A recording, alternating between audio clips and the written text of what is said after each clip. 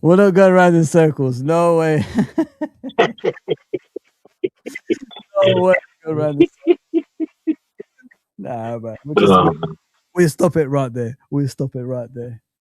What's going on, people? Welcome to Fozi TV. Of course, we're back again for another stream. Earlier in the morning, I did the Premier League one. We still discussed Liverpool along the way. But this is just for Liverpool Football Club. I've got my main man, Nalante, back on the stream. We're back, brothers. And we're going to obviously talk about the season so far and what's next for Liverpool. And of course, we're going to talk about yesterday's game. Nalante, welcome back, bro. How's everything going with you, my guy? Yeah, good to hear from you, Fozi. Big up the chat. And yeah, man, we're here. We're here, man. Good to be back with a win.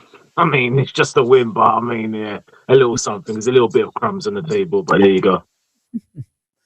Oh, bro, yesterday, yeah. What did you think of the game? Like, I found it weird. Like we could actually perform like that. That's what angered me more than anything. I'm thinking like that all season, you know what I mean? I'm already throwing things around. Where was that all season, bro? Like it was like a professional performance, like an away in European terms when you need to go and get points and then you just get the points and get out. It wasn't the most exciting football or anything like that. It was just getting the points and getting out straight away. That's how I saw that game.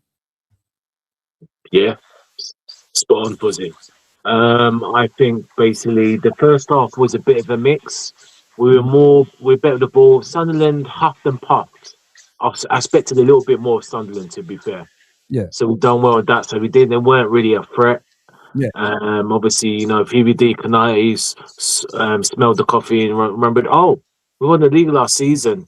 That's how we, let's get our form back. I mean, yeah. So it's lock-up season. But, we played some good stuff on the left. Cody and Robbo connected. But, oh, my day, Cody. I mean, I'm sure we're going to get into that. But we had chances off. It just felt Wirtz was doing bits. Was unlucky with the shot and it hit the post. But you just wanted that. I think, but we still wasn't clinical. That's the thing. We dominated the first half to an extent. So, but again, when you go in 0-0, you're thinking, So it's a little bit frustrating at times, if I'm honest. I'm not going to lie. Yeah. Better, but I mean, after what happened against City, I mean, we had to be a little bit better. Yeah. Yeah, I think so as well. Like when I look at games now, I look at it with a side eye. Like, what are we gonna do today, kind of thing? You know what I mean? Are we gonna go out there and play like a team that's gonna do something, or is it gonna be a team that's struggling to do something? So I honestly thought yesterday. You might disagree with me, Nalante, and chat. Say whatever we want. We're gonna read it out, and I want to see your point of view as well as our point of view about the game. I thought it was a good performance, really. And a lot of people obviously said something else. Like they said it was the most boring game I've watched. Yeah, I wouldn't go that far. But you look at what we needed. Not many teams, go to Sunderland and show them up as we did. Man City, I think, went there. Arsenal went there. Did they get a result? They didn't. They were undefeated at home this season. I'm not running away with it like other people does. Those slot inners that always, back the team, even when we're crap and all that stuff. I'm not going down that route. But what I thought yesterday, especially when we need the European Cup, put your Arnie slot out aside and think about what's good for the football club. That's how I see it, Nalante. So that's the mindset I've taken it with. We need to win to get back into Europe. You know what I mean? And we're only a few points behind Man United and a couple of points behind. I think if Man United lose, we win. It's a joint points, I believe. If Chelsea lose, we win. We're 1 point ahead of Chelsea, so we're only a couple of points ahead of Chelsea. So looking at Liverpool needs the European Cup, mate. You know what I mean? The performances that we're looking for this season is not going to happen. We could wait here till next season. It ain't going to happen, unfortunately, because we've taken a different direction to the one we was at last season. So it's going to take us a while to get back to what we was before. Right. With or without this guy, you know what I mean? Most of us want him out, but if the hierarchies are keeping him, what can we do? You know what I mean? But what do you think of the performance yesterday, bro? Like in regards to the way people are talking, I think people are harsh about it, to be fair.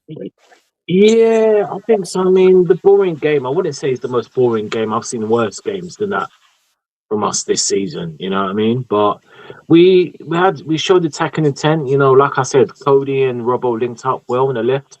I Yeah, did say Hugo making some runs about 3 to 4 times, and he wasn't getting the ball.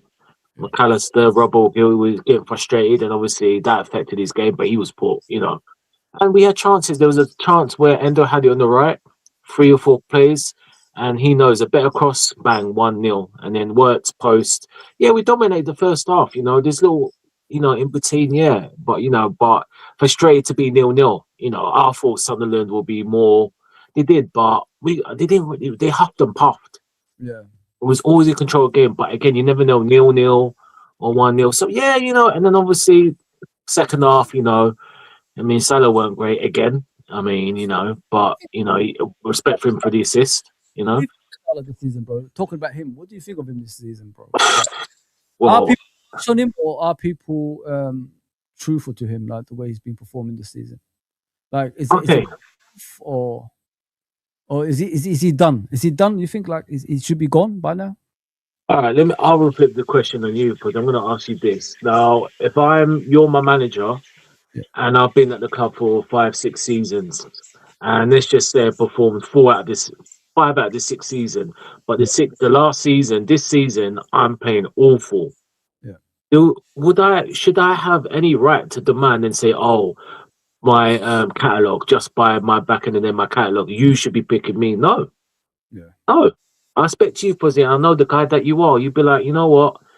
You're just not playing well. I'm sorry, you're benched until you get your form back. There's another player that should yeah, start, and that's it. And you know what?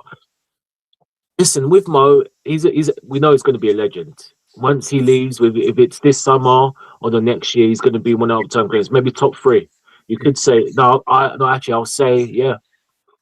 Oh yeah, it could be top three Liverpool players of all time, yeah. in my opinion. Guys, But but the thing is, Fuzzy, is that one thing about Mo, which I don't like, and he does that. He does these little slide digs. Him and his agent, yeah, they're not as humble as you think. yeah. That's They the do problem. these things when they like to put stuff out to the media, and oh, Paul, woe me. You know what I mean? Yeah, And my fact is the fact that I'm a bit disappointed with Slot because I respected him for taking Mo out of the line. I respected that. I said, you know what? yeah, Nah, you're not playing because he dropped one game. We thought, he's coming back. But he said, nah, and that's when Mo had his huff and buff and he disrespected the club. yeah, Everything he said, he was very disrespectful. I don't care who you are. yeah, You should know who the team that you play for. And he does these things, and then all of a sudden he comes back. He went to African Nation, fair enough. And all of a sudden, all right, we had the 1 or 2 injuries, happy days, but he's still not happening for him. And but again, because Slot doesn't like the players on the bench. So for me, he's coming. Like I understand him coming back from AFCON and starting, but he should be dropped. I'm not gonna lie, Fuzzy. And it's not, and he's not the only person. But mhm. yeah, Yeah, listen, with me, I said it before. I said this before, at the end of the season, I want them both gone. I don't want just one fair person enough. gone. I want Mm, them gone. And I'm honest about Liverpool Football Club at the end of the day, because I support Liverpool Football Club, not Mo Salah Football Club. You know what I mean? Mo Salah, the guys, like when you look at a player like that, the stature, the legacy he's built at Liverpool Football Club, he should know there's a moment in life you're gonna say your goodbyes to the football club. You know what I mean? yes, And when you, it's like what Jurgen said. What's important is what not when you come in, is what when you leave. If you know what I mean. yeah, So when Mo Salah, when he's seen all these new players coming in, he should have said, you know what, guys, let me look after these young players. I'll nurture them, you know what I mean, and show them what Liverpool Football Club is all about. And when I leave, at least I'll leave the football club in a good place because he's a legend at Liverpool Football Club. Like you said, brother, he will go down as one of the greatest Liverpool players of all time once he obviously hangs up his boots and leaves Liverpool. Even when he leaves Liverpool, he's still going to be considered as one of the greatest Liverpool players of all time, up there with Kenny, Gerrard, and etc. You know what I mean? Because right. he deserves it with abundance. You know what I mean? And it's just sad the way things have turned out, bro. I'm really, really disappointed that the way he behaved, Yeah, and when he's saying I demand a place, I deserve a place, and all this stuff, when you've done nothing all season, you know, That's when you start looking in the mirror and as a fan and understand the club is bigger than everybody else. It's not all about one player. Since we turned away from being like a team into individual kind of performances, uh, we haven't been the same, Nalante, if you look at us. And that's what I don't want to turn away from. That's why I keep saying whenever I do my streams, I always say, I don't want the disease to spread. Nip it in the bud before it gets out of hand, because once it gets out of hand, Nalante, all this negativity around the football club, it's impossible to come back from that. And we should have learned from the past. If, of course, when Liverpool used to go through a thing like this. If people don't know Liverpool in the 90s under Roy Evans, the issue that we had with the football club is the players were running the football club. It wasn't the manager. You know what I mean? Roy Evans was, he wasn't strong enough to handle those players. So when you got a weak mentality managers, like Nalante said about Arne Slot, bringing him back straight away after what he said, and it doesn't even substitute him, does it really? He plays every game. That's the worst part of it. So it clearly shows there ain't no strength in Slot's, demeanor, the way he is as a head coach. Because when you notice that a coach is a weak person, Nalante, is when he picks on the vulnerable ones, but doesn't pick on the ones that deserve to be picked on. And that's how he look at Endo yesterday, for example, guys. I'm not moving away from Salah, don't worry. Look at Endo, for example, yesterday. That guy hasn't played all season. Imagine if he played in the beginning of the season when we were struggling in those positions, what he could have done. I mean, everybody saw him in the starting lineup, including me, thinking, is he a right back? Damn, this could be awful. But he outperformed everybody. The guy had a twisted ankle to the point of like it could rule him out for the season. Instead of coming off the latte, he stood up and still played, bro. Warrior. That you need, not Joe Gomez that gets a knock on the rib and all of a sudden walks off. I mean,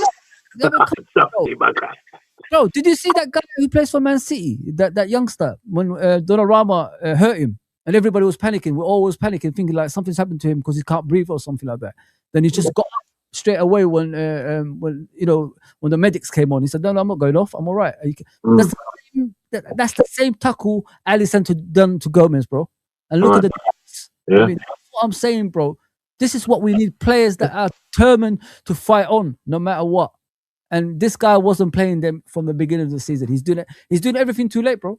Everything too late. If he did this in the beginning of the season, do you think we'll be like where we are in the league? Come on, bro. I think so. Yeah. Seriously. I think so. Yeah. I think so. You're right. So, man. yeah, you're spot on, Fozi. Spot on.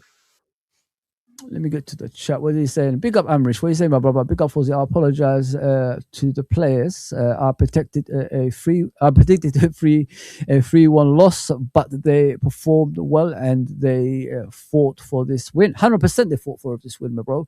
I'm happy. However, are we going to be consistent? Slot needs to control last minutes. What do you think of that, bro? Yeah, speaking myself. Yeah, spot on. Do you think we're going to be consistent, like he said, Nalante? To be honest, I don't think so. But again, we're here to be proved wrong. I'm just at stage 8. It's a win, but what's going to happen in the next league game against Forest? I mean, Dyche is gone. I'm sure they're going to get the uplift, and knowing us will drop points. But let's see. Yeah, spot on, bro. Spot on.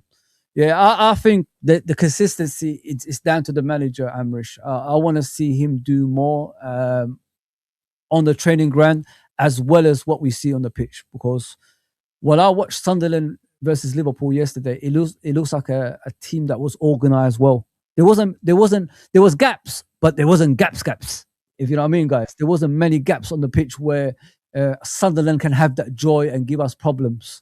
So it just depends on the manager, really. If he's going to be doing what he did against Sunderland in the coming games, if you know what I mean. We've got, I think, 12 games, something like that, 12, 13. From 13 games, yeah, I believe 13. It's going to be, we have to go on a run now, guys. We have to start winning games to get us back into the top 4. For some reason, Arne Slot still thinks we're in a title race. I don't know what he watches. But we're in the title race, where we put ourselves back in the picture of we might get back into the Champions League. We might get back to the Champions League because depends how we perform in the next games, if you know what I mean, guys. But yeah, I hope we answer your question, bro.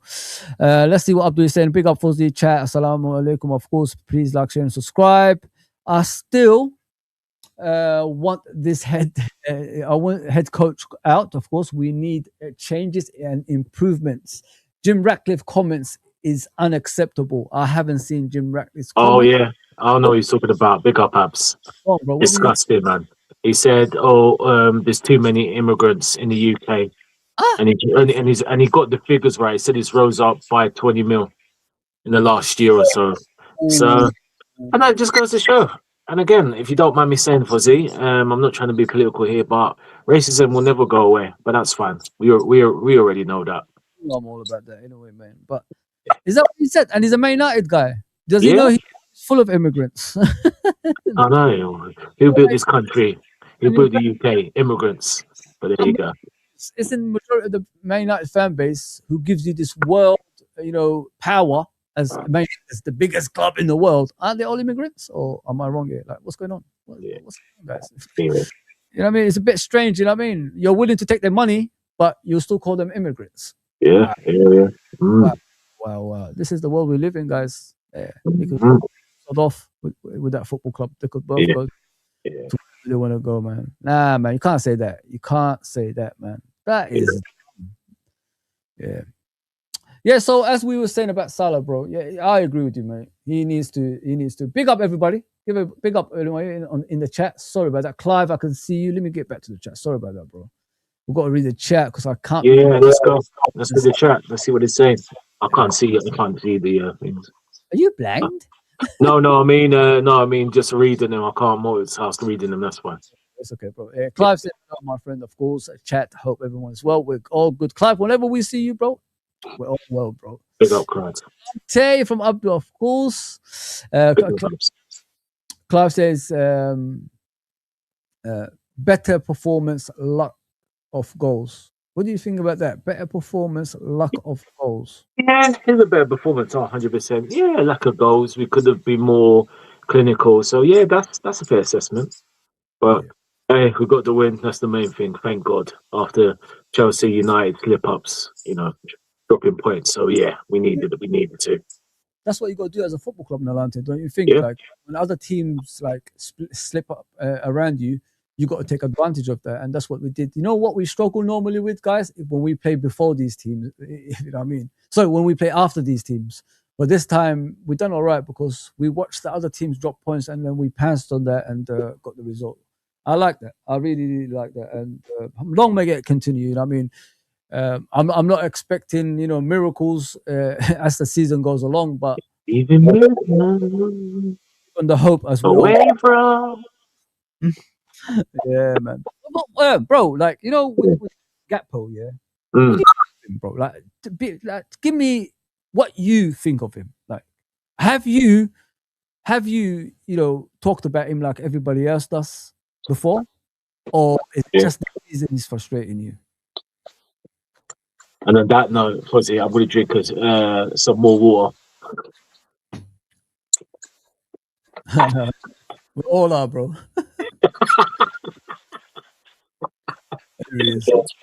Crazy Cody. Listen, look, I think Cody. Listen, I'm not going to get carried. He's a good player. He's not a bum. First of all, he's a good player, but right now, he's a squad player.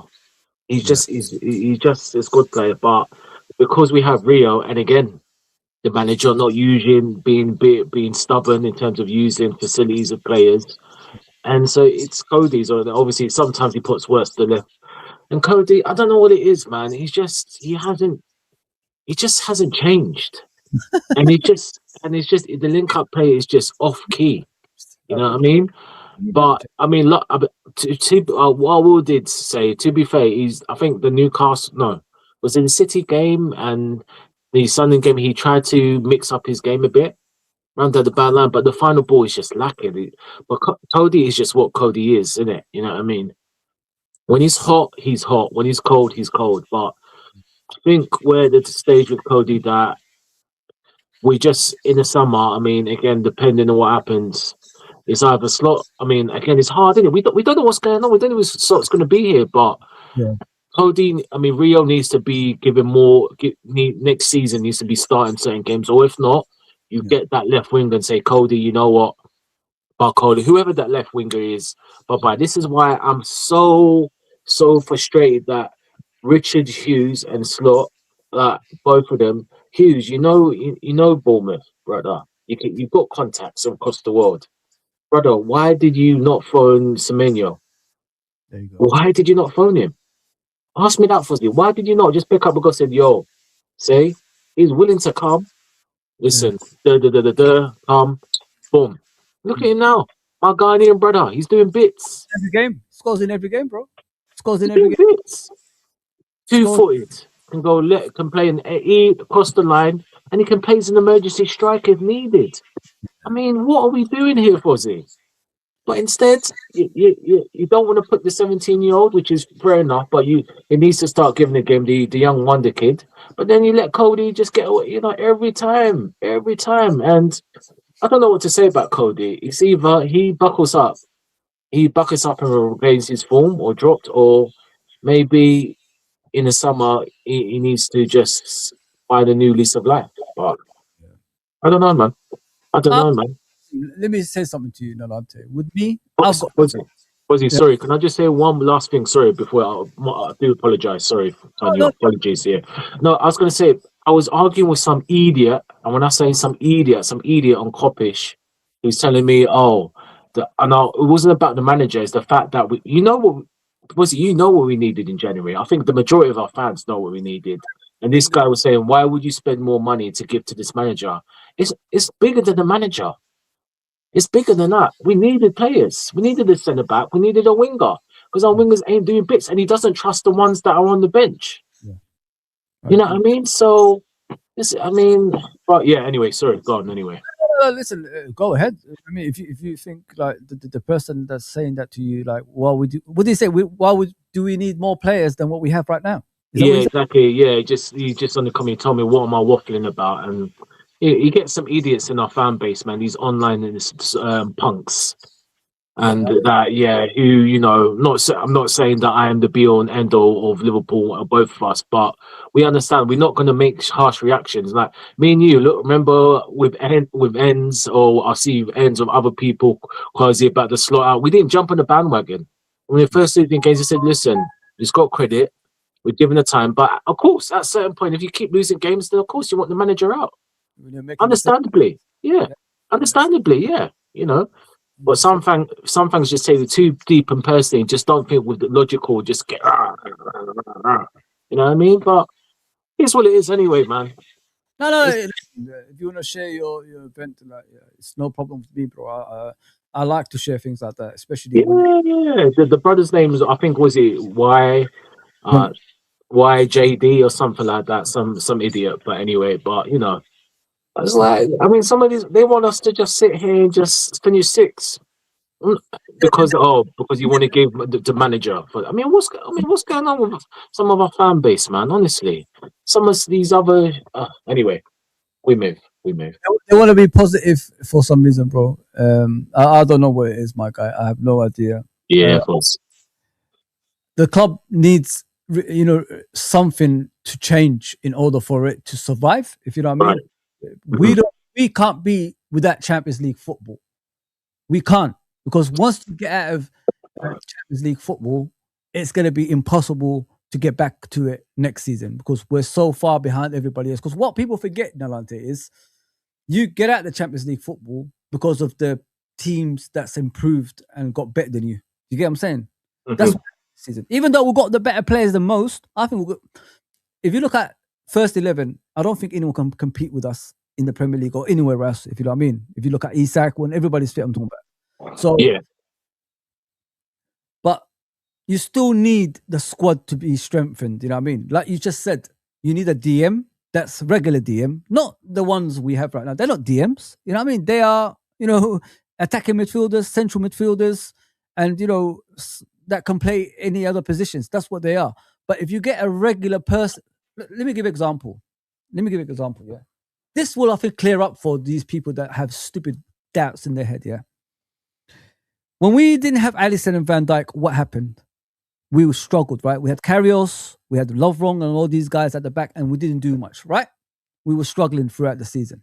So when we brought Allison and Van Dijk, two important areas of the pitch who are going to be the mainstay there, who are the best in their position, what happened to Liverpool? Liverpool changed and we started being more consistent and we started winning titles. That's what you do in every position. You know what I mean? In the spine of the team is what's important.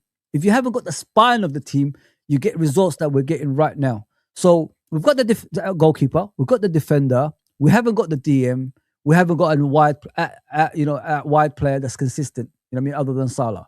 So if Salah drops off form, where's the other guy that's going to complement Salah? I mean, and the team.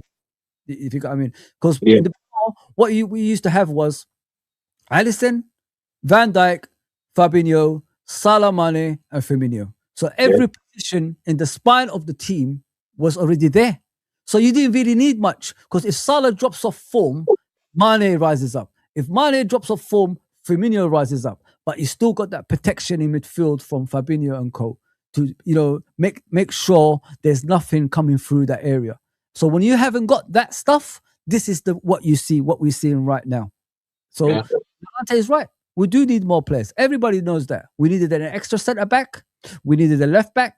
I'm talking about before we signed these players. We needed a DM. We needed a wide player. You know what Semenyo? The regret with Semenyo, guys, is he's a winger that can play right across that pitch. You know what I mean? So most cases you need two players, one on the right, one on the left, right, Nalante?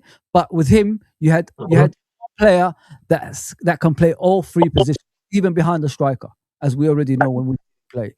So you had all that in one player and you chose not to. That's the frustrating part of Liverpool Football Club, guys, if you know what I mean. So Nalante is right. The spine of the team is not there. That's why we're performing like we are, because when we had the spine, we was a completely different team to what we are right now. So that's where I go with this. I don't know if you agree with me, Nalante. No, spot on, Fozi. Yeah, spot on. And again, the club, obviously, and again, we are Liverpool FC. We're not Chelsea, United, etc. But they've made a change. Spurs, they made a change. But there was the time last month or so, or a couple of weeks, where she made had the chance to make a change. But obviously, that round table, I don't know if you saw that, Fozi. Oh man, I couldn't believe what I saw. Oh, good. Yeah, exactly. And so we kind of know right now, even if we lose every game from now to the end of the season, Slot is going to be here. Yeah, 100%. Slot is going to be here. You know what I said? Yeah, I looked at it from a point of view. Let me just read the comments. I appreciate everybody. Yeah. Let's go. I'll end it with Gakpo. I have got no problem with Gakpo. Gakpo, what I realized is when players are pushing him, he plays better. Unfortunately, there's no other one that's coming from the bench other than Rio, but they're not giving Rio a chance. So when Diaz left, we should have had someone coming the other way, but we didn't. We chose not to. But yeah, it is what it is with Gakpo. I think we're a bit harsh on him, considering we've never talked about Gakpo like this before. He's been here, 3 seasons now? So why wasn't we saying things like that about him before? It's kind of weird, in my opinion. But you guys are not looking at the bigger picture. The whole team is shit. It's not just Gakpo. The whole team is crap. So if the whole team is crap, you can't just pick whoever you want as the worst player. You got to talk about the whole team. That's what I always do. I always say in Alante, the team is not performing. So when the team doesn't perform, right, see what we see. Simple as that. Yeah. I'll end up with Gakpo there, guys. I'm going to talk about a different player now. We're going to move on to a different player, which is Ekatike, bro. I don't know about Ekatike, yeah? Has he dropped off form, or is it just me, my guy? It's weird. But hold that thought. Let me just go through the comments. Kanate was immense. I agree. Nalate agrees too. 100%, bro. Next 5 games, Brighton FA Cup round, obviously, 4th round. EPL games, Forest should win. West Ham should win. Wolverhampton should win. And Tottenham should win. We should win all those games. Tottenham's at home. Wolverhampton's away, I suppose. West Ham is away. I'm sure did we beat? No, home. Home. Yeah, home game. Forest away. So there's 3 games there. It's home away and home away. You know what I mean? So we should win those games. I mean, but we don't know what Tottenham is going to get, what manager they're going to get in. Neither do we know about Forest as well, because Sean Dyche has been sacked, like you guys said as well. Yeah. That's kind of weird. So Sean Dyche, Ange, and Nuno Espirito Santos. So they had 3 managers already. So this season, Nottingham Forest, 4 managers, guys. 4 That's crazy. Oh man, we are inconsistent side, 100%, bro. No doubt. Yeah. That should have been 3-0 at least. We haven't scored from open play in 2 games, guys. We've only won 2 games this year. You know what I mean? So whatever goals we're getting, we should be happy with it. Whatever wins, we're just right now. Just wins right now as well. Really What do you think of Ekatike so far, bro? Like, has he dropped off form? Is he tired? Because someone said to me today he looks tired when we watch him. Listen, and again, my thing with Hugo again, you know, and I'll start from the summer. We could have got a different profile striker.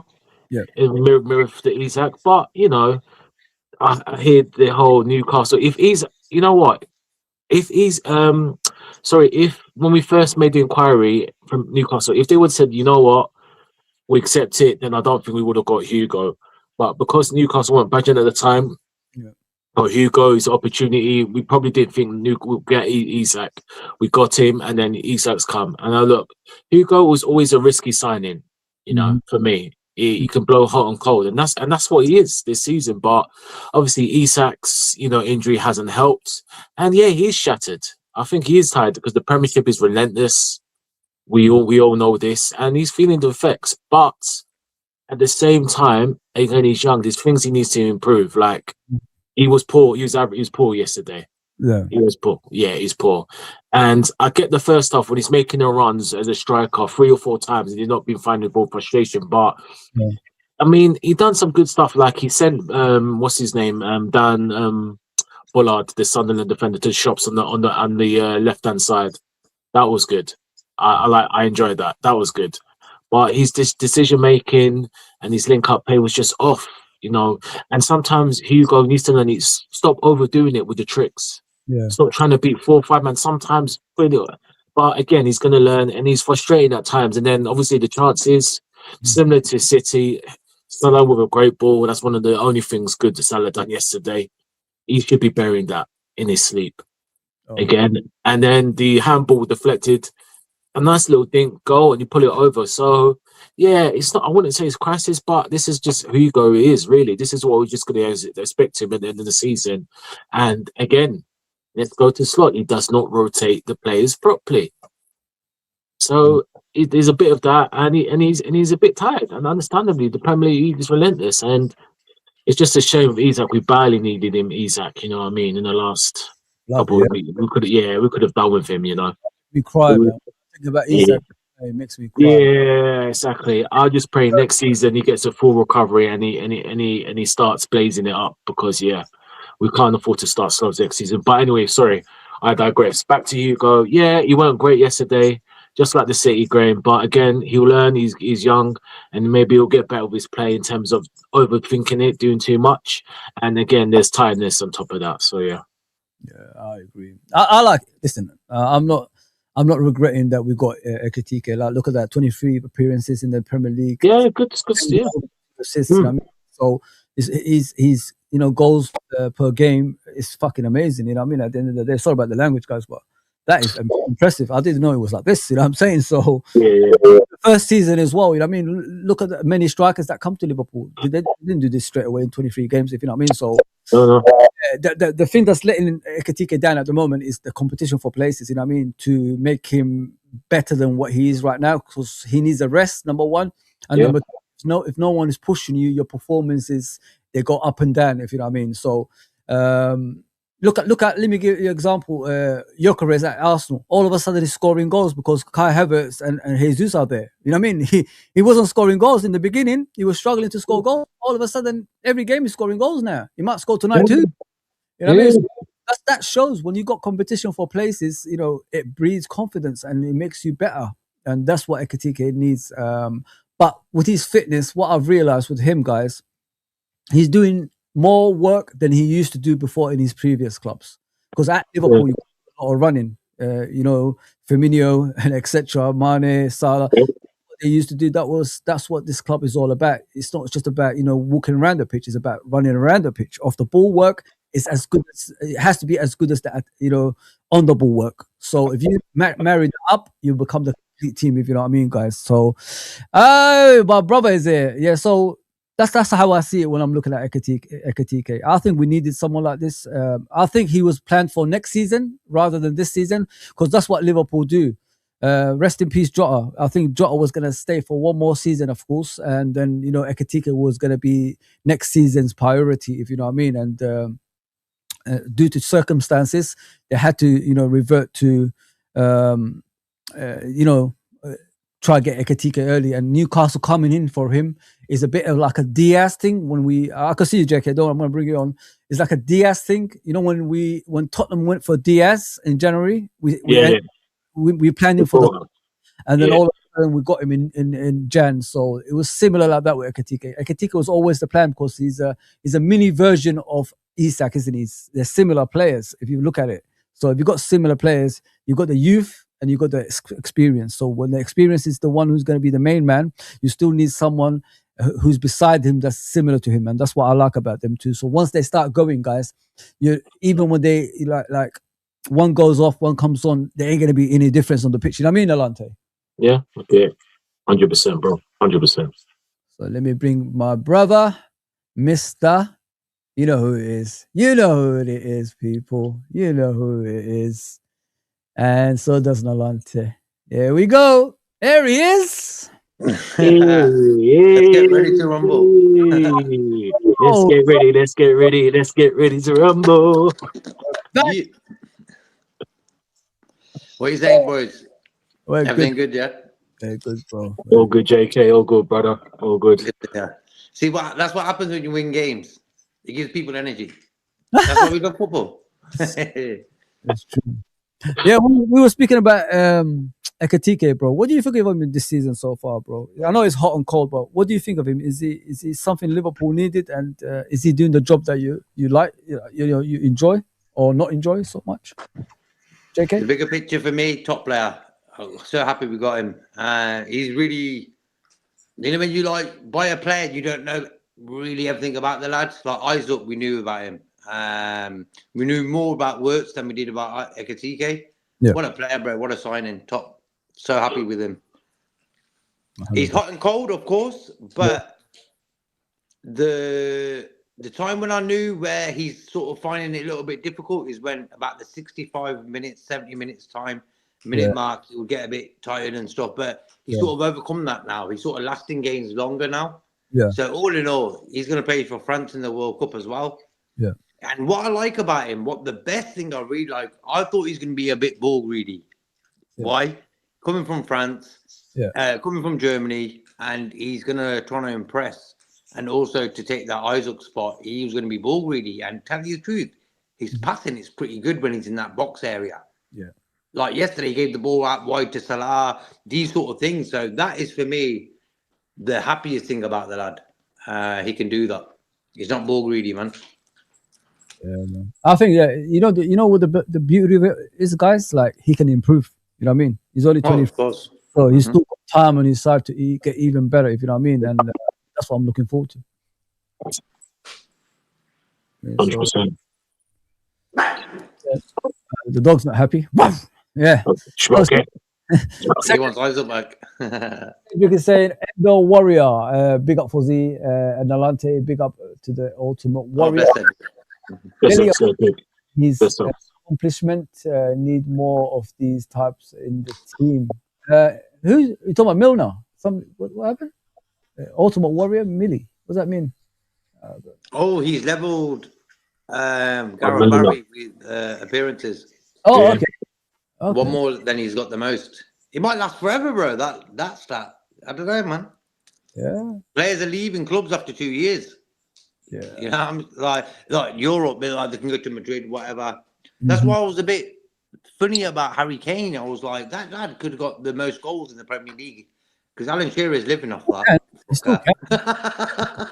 I think he still can. You know what I mean? If he comes back, right? It's not, it's not that far away from it, to be fair. Yeah. I don't know, man. I don't know. I think Shearer might stick with that, you know. Shearer. I remember.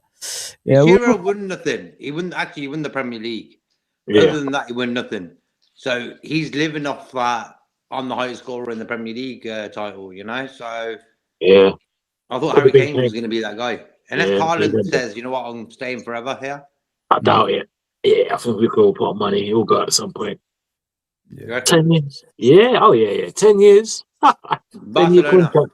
I think I could see him at Barcelona, bro. Yeah.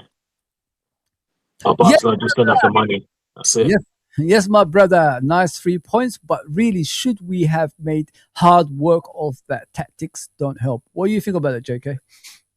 I feel we got the game plan sort of right because realistically, Sunderland only had a good in the whole bigger picture, about 10 minutes of the game, if that. I'll give them 15. They didn't really do nothing against us, bro. So that's what I said. Exactly what I said, JK. I said I thought we was dominant. You know what I mean? I don't think the game was as bad as what people are saying, bro. I think Liverpool was the best team throughout. The possession keeping. I like what I saw in midfield as well with Gravenberch and McAllister. It looked like Gravenberch and McAllister of last season from what I've seen yesterday, because they didn't really give gaps to Sunderland to go on there and cause damage, if you know what I mean, guys. So I don't understand where this bad performance is coming from. You're not going to get the most exciting football right now because we put ourselves in such a bad situation. We have to control games to win games now, if you know what I mean, guys. So that's the only way we could actually win. We can't let other teams come into the game and give us problems, because once we concede a goal, as you guys can see all season, we're in trouble. You know what I mean? We're more or less not going to get the result that we want. And that's what happened to Man City, obviously. Bournemouth away. It's just like that. We can't put ourselves in a vulnerable situation. And the way we controlled yesterday, JK, and I told Nalante earlier, it was like a typical away European performance, my brother. You know, when you need a win and you can't make mistakes.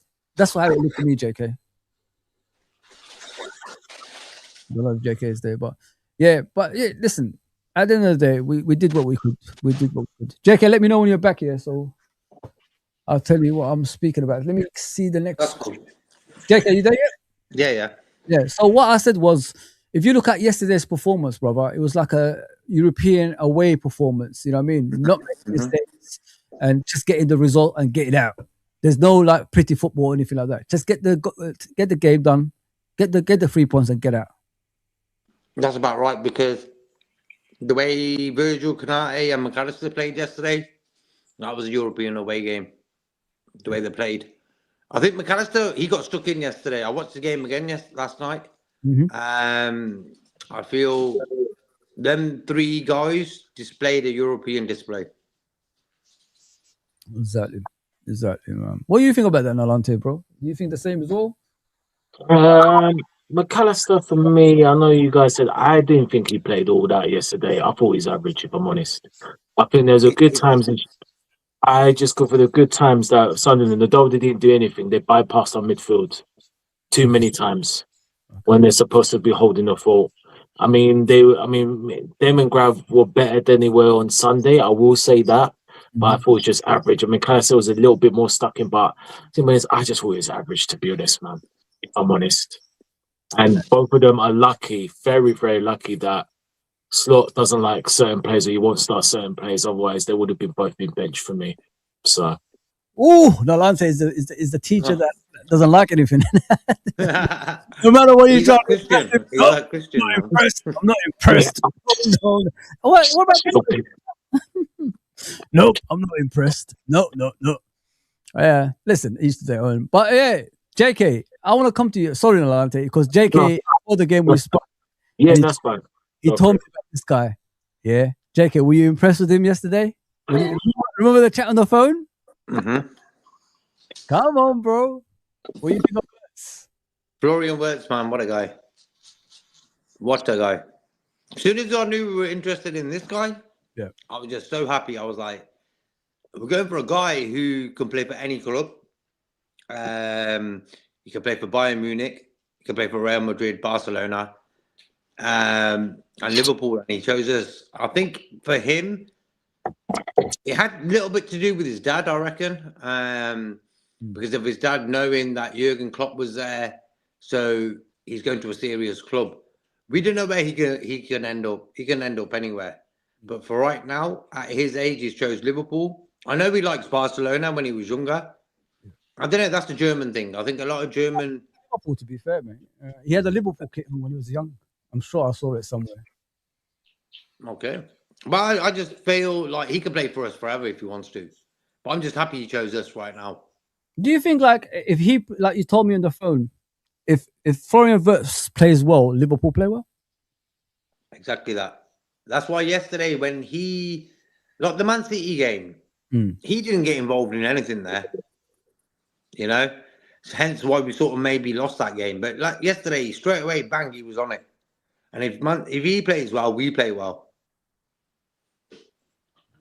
What about you, Alante? Do you think he's right about that? Yeah, I thought Wirtz was good yesterday. And again, sometimes you don't need to have a goal and assist to have a great game. Yeah. People forget that. Essentially, I think his quality is his touch. He dictated the game for the majority of the game. He's unlucky with the shot, and then the quality, that first touch, bang, post, world class. And look at the little dink over, I forgot, was it Diarra? And then to set up an attack. He's just a quality player. And one thing I've noticed that again, he's getting used to. Obviously, it's been 6 months. He's bulked up a bit. A little bit, so he's getting used to physicality, and he works hard. To be fair, which he doesn't need to, he needs, but he works hard. But he's a quality player. But it's a shame if the front three were on the same wavelength as him last night, then it would have been 2 or 3, definitely. Yeah, it definitely would. But because when I watched, I watched the game again, I realised our front three weren't great. Actually, I think Salah played okay. Salah, since he's come back, he's tried to get more involved with, say, Wirtz. Gatko as well. I don't want to really jump on Gatko, even though I wasn't really happy with his display. I just feel that them 2 guys have tried to be more team players than they were doing it before. So that's a good thing. Look, Salah's got another assist. He's levelled Stevie G. So he must know that they have to be more team players. Gapco more as well. But I was watching the game again yesterday. I'm going to keep on saying that. Gapco looked like he was trying to be more of a team player as well. Ekitike, for me, he was okay. He wasn't great, I don't think. No. He was okay.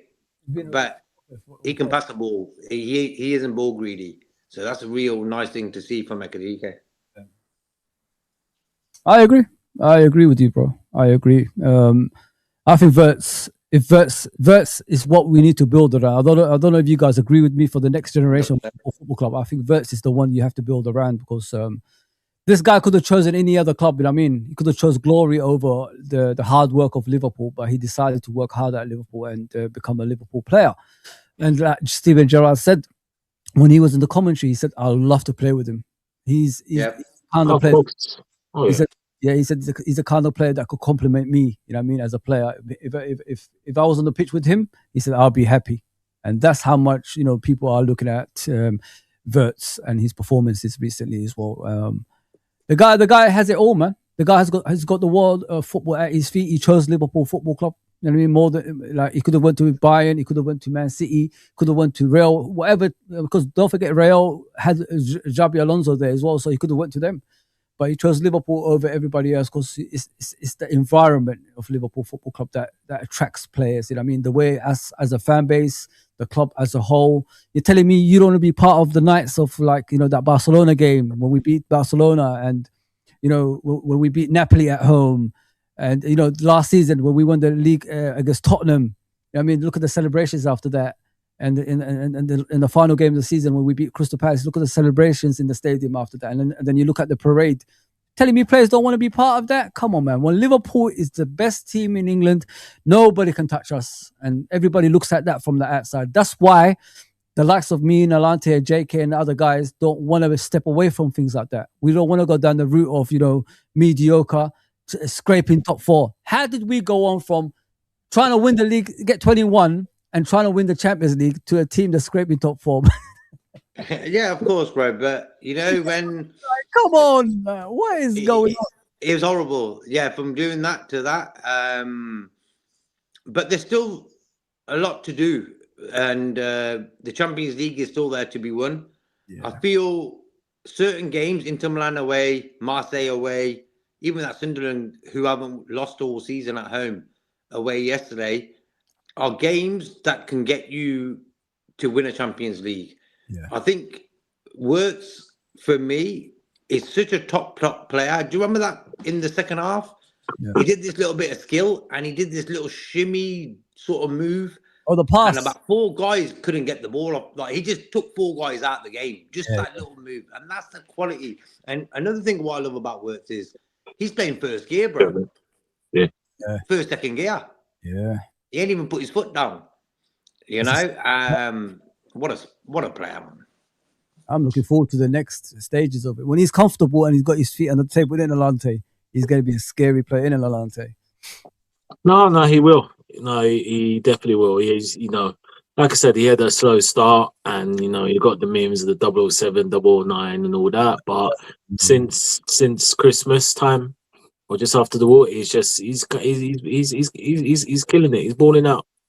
He's balling out, and like I said, long may continue, because unfortunately, it's just him and Hugo been carrying. Obviously, Hugo's been slack in the last 2 games, But what we need is everyone to step up, not just him. Yeah. Hugo, they had their little dry period where it struggled, but now he's telling Scribs, we need people to be in the same wavelength to just at least solidify top 4 and, FA Cup and Champions League. And Champions League is there. We've got a chance to win it. As much as people would say no and like, oh, blah, blah, blah, you're deluded, slot. Yes, but this is Liverpool FC. Yeah. We forgot in 2005, we had no right to win that Champions League. Yeah. Team was just in the dead, and this is a 10 times better team, regardless of that. So anything's possible, and let's see. Yeah. Let's see. Let's see what happens. I agree with both of you. Sir. Normally, I come up with my, negative side of football, trying to challenge. But today, I agree, man, because we're all in the same boat, guys. And I mean, we're disappointed with the season, aren't we? So, but light, at the end of the tunnel, why not take that, man? Why not take that? But Wirtz, listen, I'm impressed, and I backed him. You guys remember, I backed him on everybody else, just like Soboslai. Remember what I used to say about Soboslai, guys? Remember what I used to say? What I used to say? I used to say, more talent than the other midfielders that we have. Yeah. Well, was I wrong? There you go, guys. Now everybody is in awe of Soboslai. I told you. Hey, Fozi, do you remember what JK used to say about Soboslai? God. JK? I said this at the end of last season. I quickly finished off the Wirtz thing. Wirtz was even being said about Wirtz. Oh, he should go to Bayern Munich, and he's not strong enough, and this and that. And what did he do? He's the option. Put a bit of weight on, and he toughened up, and he's cracked on. With the hard option. Football fans are annoying sometimes. It's like, come on, man. Yeah. You're trying to give up on a player after 5, 6, 7, 8 games? Come on, man. The guy's never left home. He's never left Germany. I mean, he's never left an area where he grew up and where he was born. He never left that area because he went to Leverkusen after he was with Cologne and stuff in that youth age. So he has to get used to that as well.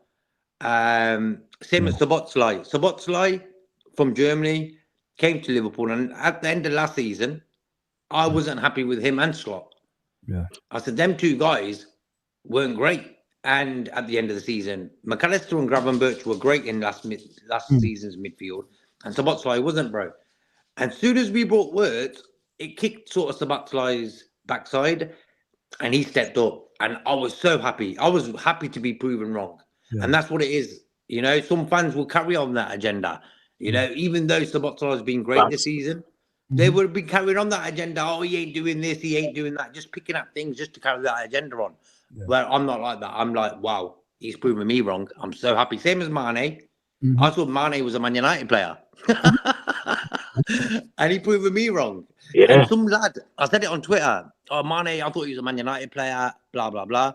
Some lad about 5 years later came to me and wrote a little message. Hi, you got proven wrong. I said, fair play. I'm so happy I did. Well, that's what you want, innit? You want them to prove you wrong. That's the whole point. Yeah, we're here too, innit? Yeah. I'm not going to support everyone, bro. I'm not that type of fan who just supports the player because he plays for Liverpool, blinded. I do. I support every player. But for me, there's certain players, like a Sabotslai, who I knew from Germany, who can do much, much more. That's why I said it. That's why I said it, because I knew he can do better, and he did it this season. What happened? He needed a push from another player to perform like that. That's what I'm saying about Gakpo on the left. Since Diaz left, Gakpo hasn't been the same in my opinion. I mean, so there you go. Yeah. There you go. Competition, bro. Competition is healthy. There you go, bro. Yeah. Yeah, but Vets, brilliant. Can't say anymore. I've said my piece. Everybody else said their piece as well. My favorite player, bro. Words. Yeah. What a player. When he plays for Germany as well. Yeah. Like when he played for Bayer Leverkusen, bro, he was smashing goals from outside the box and everything. This guy. Yeah. Wait till that comes in as well. He tried it yesterday. A few shots at goal. I feel that one where he did the 1-2 with Gravenberch, he should have just gone front post. He should have just drilled it in there instead of going that passing sort of move. Yeah. But there's gonna be he's gonna be great for us. And his dad is such a nice guy. His family's got like loads of brothers and sisters, about 9. Yeah, he's the youngest, isn't he? Out of a lot. He's the youngest, man. Look at that, bro. Had him late as well, yeah. You know, because his dad looks sort of oldish, and they thought grandparents, innit? They look like grandparents, bro. But they had exactly that. Exactly that. I think his mum was 47 when she had them, guys. Believe it or not, 47. Wow. Oh, is it? Oh, wow. Jeez, yeah, 54. Wow.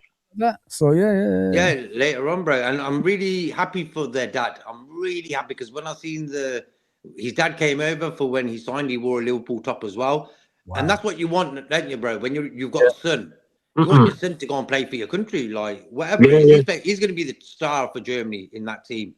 So his dad must be so happy, and you can see it in his dad's energy that he's proper happy for his son, you know, and for his family. His sister plays football as well. Yeah, I know he said he's close with his sister. Yeah. Which is like 2 years younger or 2 years older, one of the, And look at the size of him, bro. Yeah. He's a small guy, man. He's a small guy, but he's a big status. He's got a big aura about him. And he's quiet as well. He's not really loud. He's cheeky. Did you see yesterday? Because I watched the game again. He sort of gave Virgil a little side thing on his face when he scored. And Virgil just slapped him. You gotta watch it, man. You gotta watch it, bro. When he scored, Virgil just clangers him like WWF style. Like, I was like, what? that shows in it. The players want it now. Like they finally woken up. You know what it is, guys. Let me say something to you. Oh, let me get with the chat, guys. I don't want to be rude to anyone in it. So let me get. Bless up, Abdul. Yeah. Abdul, he's following the Nalante guy, man. I can't stand Nalante. He's saying, I have no sympathy for all players. We need to cash in on Mo Salah. There you go, bro. No sympathy for anyone. There you go, bro. Yeah. I like Salah the way he played yesterday. Yeah. You know, he got the assist. Look, bro, Abdul, bro, you got to appreciate and respect what people have done for you in your life, man. Imagine some guy comes and builds you a house in 2 days. What you can do to him next year? Tell him to fuck off. Like, I ain't buying you a drink, bro. You know, it's like you got to appreciate football players, bro, and that's why we support Liverpool. I'm not that type of guy who will ever disrespect Mo Salah. I'm not going to do it because what he gave us as a player and as a human, bro, as a human being as well. But he always been professional. Oh, it's a bit tricky there, JK. I'm not sure because he's done some slide. But bro, he's done quite a few slide things. But apart from he was the best player in the world for a while for me. A couple of years ago, he was the best player in the world. And you know, like with Mo Salah, there's no question about his legacy at Liverpool Football Club. But it's cemented, top 3. What let everyone down? You know what I mean? Even I'm a fan. I'm still a fan of him. But that interview really pissed me off, man. Think about the football club. Forget about yourself. Think about my football club. That's all I need you to do. You're at the end of your career. Support the football club and make sure the next generation are going to take your place and carry on with the success. That's what I want you to do. That's all I want you to do now. Yeah, but bro, quickly, Wait. do you reckon the way that all sort of ran out, it was all sort of went out smoothly because it happened before he played the game against Brighton, I think, before he went to the AFCON, you remember? Yeah, yeah, He came as a And sub. Yeah. he came on as a sub and he got an assist. yeah. And he went, and I thought, okay, cool. Then he came back smoothly. They lost the final. No, was it the semi-final they lost? Yeah. Mm-hmm. And he came back. Quarters. Semi-final. Was it quarters? Was it semis? Okay. Egypt featured semis, did they? You know, I think it was semis, bro. It's because Mane, you know, Mane. Yeah, but against Senegal. Yeah. Oh yes, that's right. Yeah. Are you sure you're African? I just remember, listen, we're not in it, so it's hard, isn't it? Who cares? Go on, JK. So he's just come back smoothly now, and it's all settled down. We don't need no drama with these type of guys, man. It's like all of a sudden everyone don't like Mo Salah. Why? Because he's not banging them in like he's used to. I don't know why he can't. He scored 4 goals for Egypt in the AFCON. You know, He did. so Just happened. It's the performances, JK. I think forget about the goals and assists because he's done enough. It's the performances. It's just not happening, JK. He's trying. It's just it's not happening. I'll clear up the performances for you guys. Yeah, I'll clear it up. I'll ask something about Mo once we finish. But yeah, go on, Fozi. Let me just read this comment by Rodrigo. Yeah. Hopefully, we can keep the momentum now. They are coming for winnable games. I agree. I've seen the fixtures. We should secure 12 points and maybe we have a chance to get Champions League football. I'm slot out, but I don't want Europa League. Fair enough. Oh, so let me tell you guys something. Let me just clear up everything here, guys. Let me put my feet under the table. I mean, I like to do that sometimes. So if you look at the performances this season, what I've realized here, sometimes when I'm off, I just look at things and I start thinking about things. What I've realized is I don't blame the players, you know. I don't blame the players whatsoever how they're performing in the pitch. You know why, guys? And chat. Just keep going with the chat, guys. I appreciate you guys. Talk to each other if you want to. You know what I mean? The more people we have in here, the more, you know, it makes us more interested in coming back to you guys on a consistent basis, if you know what I mean. So I gratefully appreciate if you support the channel and subscribe as well. So what I looked at, guys, in regard to Liverpool Football Club this season, we've changed as a football club. Like we've changed the tactics on the pitch. You know what I mean? I've realized these poor players that's getting the blame. It's not all on them. Some be because they're underdoing what they're supposed to do, which is the work rate. I agree. If you look at someone's making a noise, what the hell's going on? Yeah, it's an Atlante. So if you look at the players this season, if 1 or 2 was off form, then you could say it's the players' fault. But when the entire team is off form, then you got to look at the coaching side of things. I looked at that Man City game. That's the first time I've woken up and looked at the tactics side because I don't normally look into that. And I realized the players are not performing because they're not playing to the system that they used to in the past. If you know what I mean, they've been. Remember what Jurgen used to do? He used to buy players that fit the system. So when they come into the system, they understand straight away what to do in it, which is 4-3-3, and it's just simple as that. It's just what you bring after that. So when we bought McAllister, he brought him in because he's similar to Gundogan that he used to have at Dortmund. When he bought on Soboslai, he's Henderson plus more, if you know what I mean, with the running ability. He brought on Gravenberch, but you know, with Gravenberch, he was a young player, so we needed someone who's different, dynamic from the rest of the players. He was always chasing that DM, but we just couldn't get the DM. So if you look at the system that we played and the system that we play now, these players are not used to it. That's why they're struggling with it at the moment. There's a lot of running involved. There's possession involved. And not only that, the team has got slower than what they used to be in the past, if you know what I mean, guys. So the pace is at the team. So look at it from that point of view, then you'll realize our identity as a football club, what we used to, has changed. So the players haven't come around to that because they don't suit that system. Does it make sense, guys, or am I all over the place, what I'm saying, JK and Nalante?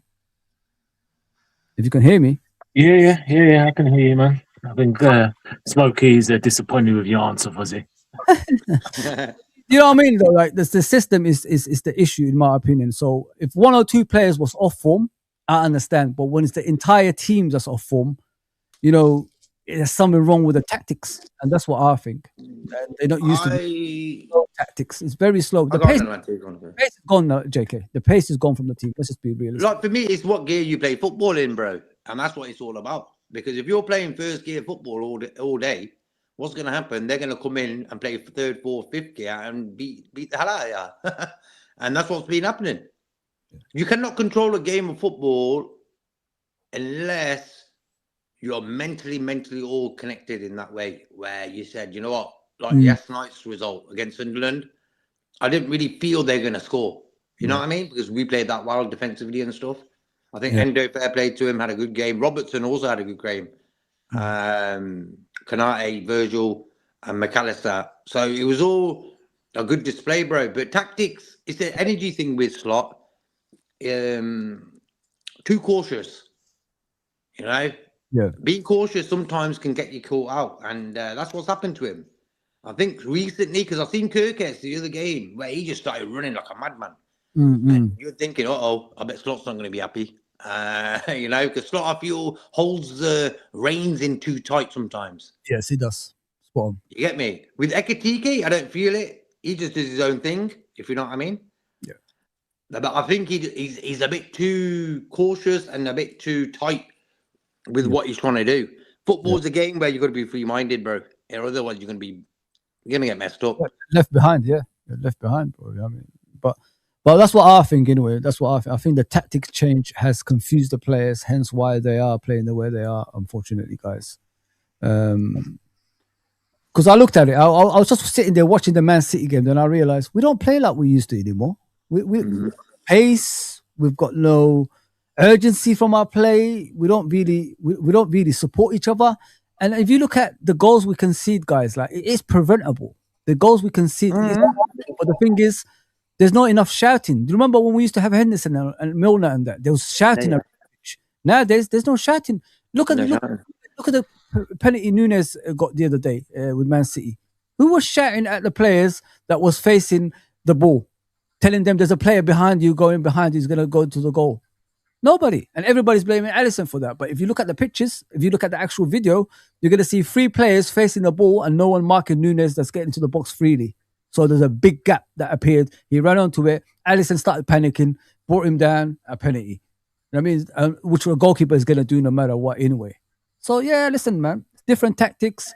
These players are not used to it. It will take a lot of time if Arne Slot wants to be that team that keeps possession and all that stuff. What he's trying to do, I don't know what it is, but it's changed a lot. Bro, keeping possession without getting the job done.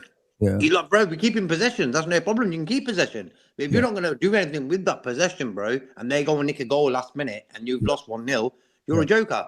Yeah. You know? Yeah. We've got to be a bit more clinical. I feel the strength of the players, though, JK. You got the strength of the players, my brother. And I don't think he does that enough. That's why they're all struggling. He don't play with their strengths. He plays what he wants to play. Do you get what I'm saying, guys? And that's putting him down. You can't do that. You got players there. They've got their own strengths and weaknesses. You got to sort that out. If you want this type of football, which is possession keeping, less running, less less this and less that, because we do less than what we used to do. If you look at the stats, we move back, we didn't move forward with the running or anything like that. So if you're doing everything less, you got to make sure the players you have can do that. And unfortunately, they can't do that. That's why he realized too late, in my opinion, what he's doing right now, which is safe football, JK and Nalanta, as you guys said. He should have done this after the Palace game, when we lost that game and we got battered in the first half. Should have been 5 goals up. That's when you start thinking, guys, we're conceding goals left, right, and centre. We lost before that. We was winning by 2 goals and they pecked us back for 2-2 and we had to score in the last minute. Now we're getting beat. Now it's reversed. You know what I mean? We're conceding last minute goals. That's when you start thinking to yourself, bro, I need to fix things. I need to fix things right now before it gets out of hand. And he didn't. It was too late by the time. You know this guy, guys. Let me bring him in. My younger brother here, KJ. Let me bring him in, man. Let me bring him in. Hopefully I've got enough. Oh, if I don't have enough, oh, damn. Let me see if I've got. Hang on, 1 second, KJ. Let me bring you in. The This guy guy, with cheer on the side. he's killing it. He's killing it, bro, on the streams now. Let me bring Yeah. you in. KJ Shearer. Not 5, man. We got 5. 4. I think we got 4. Hang on. Can he get in? Can he get in with us? Can he get in? Let me see. Hang on, guys. Sorry. 4 of us, isn't it? Ladies and gentlemen, Foxy is due to technical difficulties. It will be on the stand on. Hang on. Where is he? The Landry's an 8 man there, look. Yeah, exactly. Yeah. He's taking over, man. Thank you guys. No, that's what are you taking over for, bro? Like, come on, man. Take it easy, bro. I thought Florian guys, Woods was going to come. It's KJ. And it. There's KJ there. Yes, KJ. Long time, brother. How's Long it going, time, brother. bros? Good to see Long you, time, man. brother. Yeah, man. It's been a while, man. Been a hot minute still. I don't I care. know, don't get me wrong, KJ though. I've still been is the tuning only in. guy- I've still been Yeah. tuning in. I didn't know, man. I was been watching your videos, man. I didn't even know you were doing videos these days, Cage. Yeah, I've seen the videos. Yeah. I'm trying. Oh, One man, thing no, big KJ up, does man. it, he does it with a smile. No one else does it like KJ, man. Yeah, exactly that. Always So that's smiling, why man. you've been hiding, isn't it? Been getting your little platform up, innit? Not even. The hours changed at work, in it. So, Oh, yeah. like, I don't get as much, not even free time, because I kind of get enough time. But in terms of, like, being able to interact with the chat and that is a bit Yeah. like that. So, No, I hear Very it. cool, bro. Hear it still. How you been, bro? You good? yeah, man. All good. How about yourselves?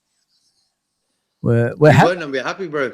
We won, innit? So why not? Yeah, man. I was able to watch Match of the Day for the first time in a while. You're one of them ones. If you lose, you don't watch it, yeah? Yeah, but I don't want it. I don't even. I'm I a don't tell on YouTube, innit? Yeah. Oh man. Just watch these streams. The real ones. Yeah. That's all we can do. Same. Yeah. So what do you think of KJ? What do you think of the game yesterday, bro? Like, well, I want to hear your point of view. Like, what did you think of it? So my view was, obviously I was listening in. Yeah. And my views is pretty much similar to JK's. Like, I felt like I wasn't really worried. I didn't feel like we'd lose the game, basically. I didn't think we'd keep a clean sheet going into the game. Yeah. But as the game was going on, I genuinely wasn't worried. Like, even with their little half chances and their little transitions that they had on us a few times with Brobby up front, Yeah. I still was quite calm, in all honesty. I mean, I didn't like how we was playing. Yeah. I liked what I was seeing from Verts, obviously Kanate, Van Dijk, the whole of the back line, furthermore. The whole of the back line was just immense. So I got no problem, no issues. I was happy with the back five. The midfield, I've saw a lot of raving about McAllister, saying, yeah, that's the McAllister we know. In my opinion, that was just a average game. Like, that's what we should expect from McAllister. So I didn't see it as like, wow, McAllister's back, or what a game he had. I didn't get that personally from the game. I just felt like that's McAllister at his base level, basically. Gravenberch, he was good, to be fair. He was actually, in moments, I was seeing him actually trying to link up and do little triangles and get involved with Verts. And that's something we've only saw from Jones in terms of our midfielders who are trying to link up and create and actually play some form of football. Verts, what else can we say about this guy? He's not even starting to, he's came into his own now. Like, he's starting to control games, dictate games. Things are starting to go through him more. He's being involved. Yeah. I mean, if there's one thing I'm going to take away, there's moments in the game where the opportunity is there. Just shoot. Yeah. Just shoot. And when you do shoot, put your foot through it. Like, he's trying to be too cute all the time. And I get it because he's a cute player. But sometimes you can't be cute. Sometimes you just got to put your foot through that ball and just lever that. Yeah. And apart from that, Salah, I felt like he did what he needed to do. I don't think he was that poor. I mean, compared to his levels and the standards that he set previously, he was poor. But in terms of him still being our only out ball, I felt like he was still trying to create. Like we discussed the other day, Fozi, I feel like he's being asked to create a whole lot more than let's just say, previous seasons, and you can kind of see it in his game. Apart from when he's in that half right channel in front of goal, where Salah's gonna shoot from there. He's trying to do something, and if he can't necessarily pass because there's a defender there, he's trying to beat that defender so he can either put a cross in or pass. So the over creating issue is an issue for me, in my opinion, and that's obviously tactical, and its instruction come from the manager. And then Ekitike didn't have his best of games. But at the same time, you could tell he was frustrated. There was a few times when McAllister could have played the ball through to him when he's made a run and he didn't. And there was moments in the game where you saw he's just like kind of threw his arms out or his shoulders out, like, bro, come on, man. And I understand that because I'm watching the game and there's a through ball that McAllister could just punch through or Gakpo could just punch through, and decision making so poor. Everyone's taking too long to make a decision. Like, we've all saw that video that's gone around about Gakpo when he made that in the first half, where he was running into space and then last minute he decided to want to use the overlap and the defender just said, thank you, I'll have that. And then he ended up eating grass. Like, it's ridiculous. And this is as bad as it is on the players. It's all the players, like you said, Fozi. It can't just be a coincidence that it's all the players. I'd understand it more if it was, let's just say, a handful of players or just here and there scattered around the squad, few players off form, but it's everyone. Whoever comes out of the team, whoever comes into the team, same level, same non-effectiveness, no efficiency, everything's slow, sluggish. The only players I can't say that about is Jones, Ekitike and Wirtz. And they're the only players who are, even within this mess we're playing in, they're the only players that seem to want to actually play with some form of freedom. Yeah, I agree. On the whole, I was happy about yesterday. I didn't care how we won, we just needed to win. That's it. Yeah. I will ask this question to all of you guys. Like, you look at Salah's stats right there. 18 games, 4 goals. It's weird. It's very, very strange. Because we don't see Salah, scoring 4 goals in 18 appearances. The maths doesn't add up there. Let me just put it up. 6 assists already this season as well, so that's not bad in assist wise. Can he improve, guys, or is he done? One moment, I can't hear you, Fozi, so I'm gonna refresh quickly. Okay, bro, no worries. It's like you're on mute. Can you guys hear me? The other ones, like, can you? Yeah. All good. All good. What's my stuff?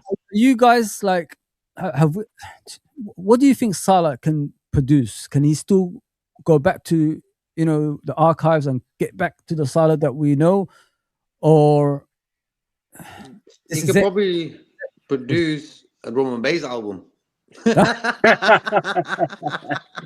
and Bass.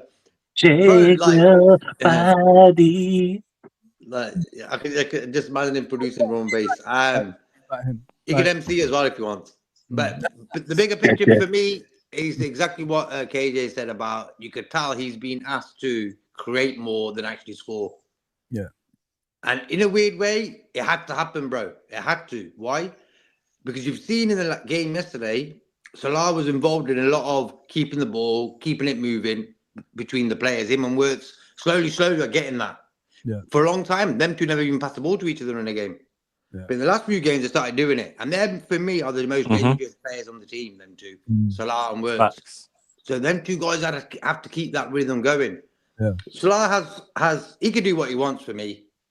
I don't really say, he has to score 30 goals and all that. He's got that title to do what he wants. Yeah. I just want him to be happy and to be a team player and actually score a goal now. Because yesterday, I think he could have got at least 1 or 2 goals.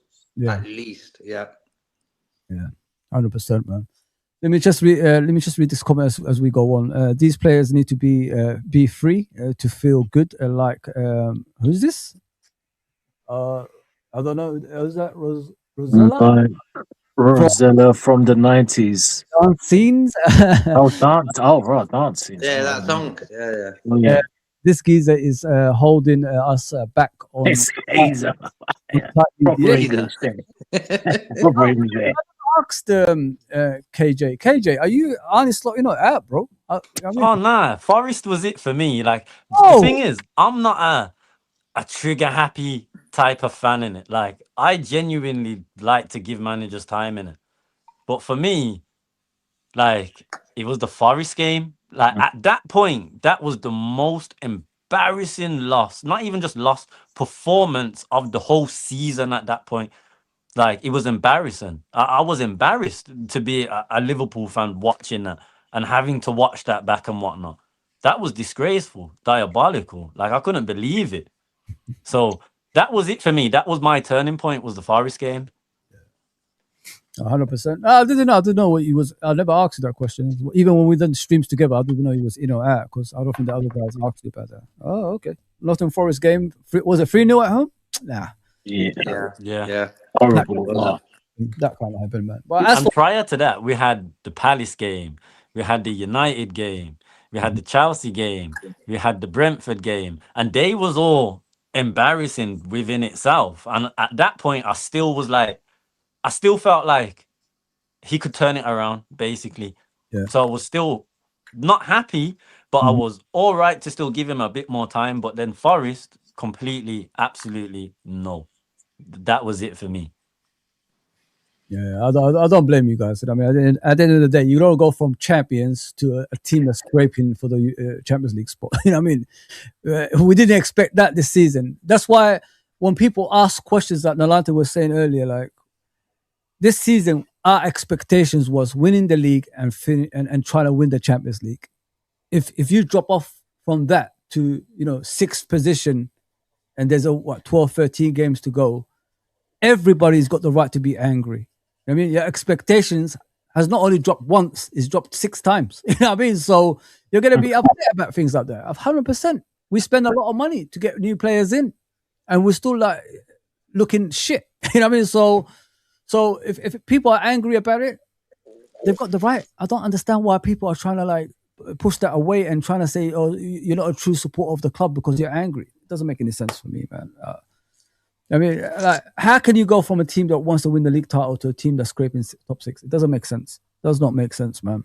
But as you guys can see, I want to talk about Gravenberch. 24 appearances, 4 goals. I don't think he scored any goals last season and 2 assists. No. With Gravenberch, yeah, are we harsh on him in regards to he's not a DM, but he's playing in that position and he gets a lot of criticism playing in that position? Are we harsh on him? I mean, I think we are, because even on the club, in Klopp's obviously last season, because that's the only season he played on the club. Yeah. Like, there was a lot of people even saying, "Oh, he's wasted. Yeah. Why did we buy him?" A whole load of that, and people wasn't taking into account the fact that he exactly what Slot did and has been doing with Chiesa and Endo since he's been here. Tuchel, Nagelsmann, they was doing that to Grav at Bayern. He barely played. So in terms of him being match fit and up to speed, especially in the Premier League, come on now, let's be realistic. In his first season, and you expected him to just be like that. And then on top of that, he's obviously learning to play a new role. And in that role, Klopp was trying to mold Grav into being the genie role. Because at that point, he had obviously been trying that with Jones. And to be fair, he was the only one who he'd been trying to mold into Genie, but we still didn't have that Genie replacement. As much as he tried to mold Jones into that role, Jones obviously, he was still young, still immature in terms of match experience, game experience. So he was still making mistakes, getting caught out, being on the ball too long, and etc. etc. I understood why we bought Gravin to share the role, someone who's still young but has a lot more game experience than Jones did. So I understood that. 1, he wasn't fit, and then 2, he's obviously trying to be that Genie replacement. So his role necessarily as that left 8 wasn't to be an advanced 8. It was to be the regista, to keep the ball ticking. You're not necessarily a DM, but you're not necessarily an attacking midfielder either. Yeah. No. Listen, KJ, spot on, bro. I said that when he first came in, he was the Genie replacement, because I remember people were asking for a few years, where's the Genie replacement? And they finally got the guy, and unfortunately, he's playing in a different role than we bought him for originally, if you know what I mean, guys. So, but what do you guys think, Nalante, about Gravenberch this season? Just in general, are we harsh on him the way we talk about him this season? Because a lot of people are having a go at him. If you're talking about recent form, then yeah. No, I don't think so. He's beat up. He's built up the equity. In terms of his performance has been full, but again, it hasn't helped when he's coming out saying the manager has told me to push on and try to grab goals. So you are neglected. So that means he's neglecting the role that he done so well in last season. And we forget he's a Dutch footballer. Dutch footballers play a lot of rotational position play. So that's the Dutch tendency. They play centre back, left back, right back. So it's not that he's he's not his role, but he knows how to play the role. He's done it with Ajax. He was was it Golden Ball winner at 17, 18. So I've always liked Gravy. So I was gassed when we got him. And, like KJ said, people like Monts, your guy Monts, KJ said he wasn't good enough. The first season, I hear like same thing I hearing, and then he balled out. Not because he's a quality player, but he has the Dutch intelligence. But Slot has messed him up. But going back, but form wise, he's been off it. Now, again, we could say a bit of tiredness, and Slot is to blame. But the player as well, like again, I see that him and McAllister at times, and although Sunderland weren't a threat, they were bypassing the midfield quite a few number of times. And I didn't like that. That got my back up. So whether it's Slot, he needs to refine the role, or McAllister and Gramovich. And this is why I say, and this is why people our fans and all three of you seen it on social media in other content creators. And like I said, I won't hold my tongue, but a lot of them saying, oh, this and that, oh, Endo, he's not good enough, or John, da, da, da, da, da. What are we doing here? Are we not talking about them? Everyone says Endo's not good enough. But look at the height Endo got after yesterday's game. And this happens every single time that Endo steps on the pitch for us. Yeah. It's not a coincidence. From the minute we was linked to signing Endo, and all I heard was that he's not good enough and this and that. All Endo has continued to do every time he stepped on the pitch is prove everybody wrong and prove guys like us right. Yeah, he can play. AJ, he's not a liability. He's someone who not just plays with passion. So he's not just a passion merchant. Yeah, he does put blood, sweat, and tears on the line. He does play for the badge. But at the same time, he is very good on the ball. No, he's not your pass master or anyone like that. He's not your line breaker. Let's be honest, he's not. But he's not whack on the ball. He's very good on the ball. He's very good at passing. He is. He's not just your typical destroyer that can't do anything. Let's be honest. Look how Spurs fans praise Paulinho, but the one thing they criticize is his passing. Can you hear me, KJ? Oh. Yeah. We're gonna come to Endo. Don't worry. We're going to division. Hold it. Yeah. Hold that, bro. You know what's sad about Endo? I'll just finish it with this. I'm a guy who supports players like that give it their all. That's what Liverpool fans want. As long as you give us 100%, we don't ask for more. And it's unfortunate, he hasn't got the chance. Now he's getting the chance. It's a bit too late, in my opinion, getting the chance now. But you know what's sad, guys? We were scared to say things like this because whenever we bring up Endo, everybody starts laughing at you, innit? So we were scared to say things. So, like you just said, KJ, we're not wrong, are we now? Who's laughing now? I said it from the jump, and I've been saying it about Endo. I'll debate anybody when it comes to Endo at Liverpool. There you go, bro. There you go. JK, what about you, man? What do you think about Gravenberch, my brother? Are we too harsh? Yeah, a little bit too harsh. What game was it? I think it was the Newcastle or Man City game where what I like about Gravenberch is he gets out of tight position really well.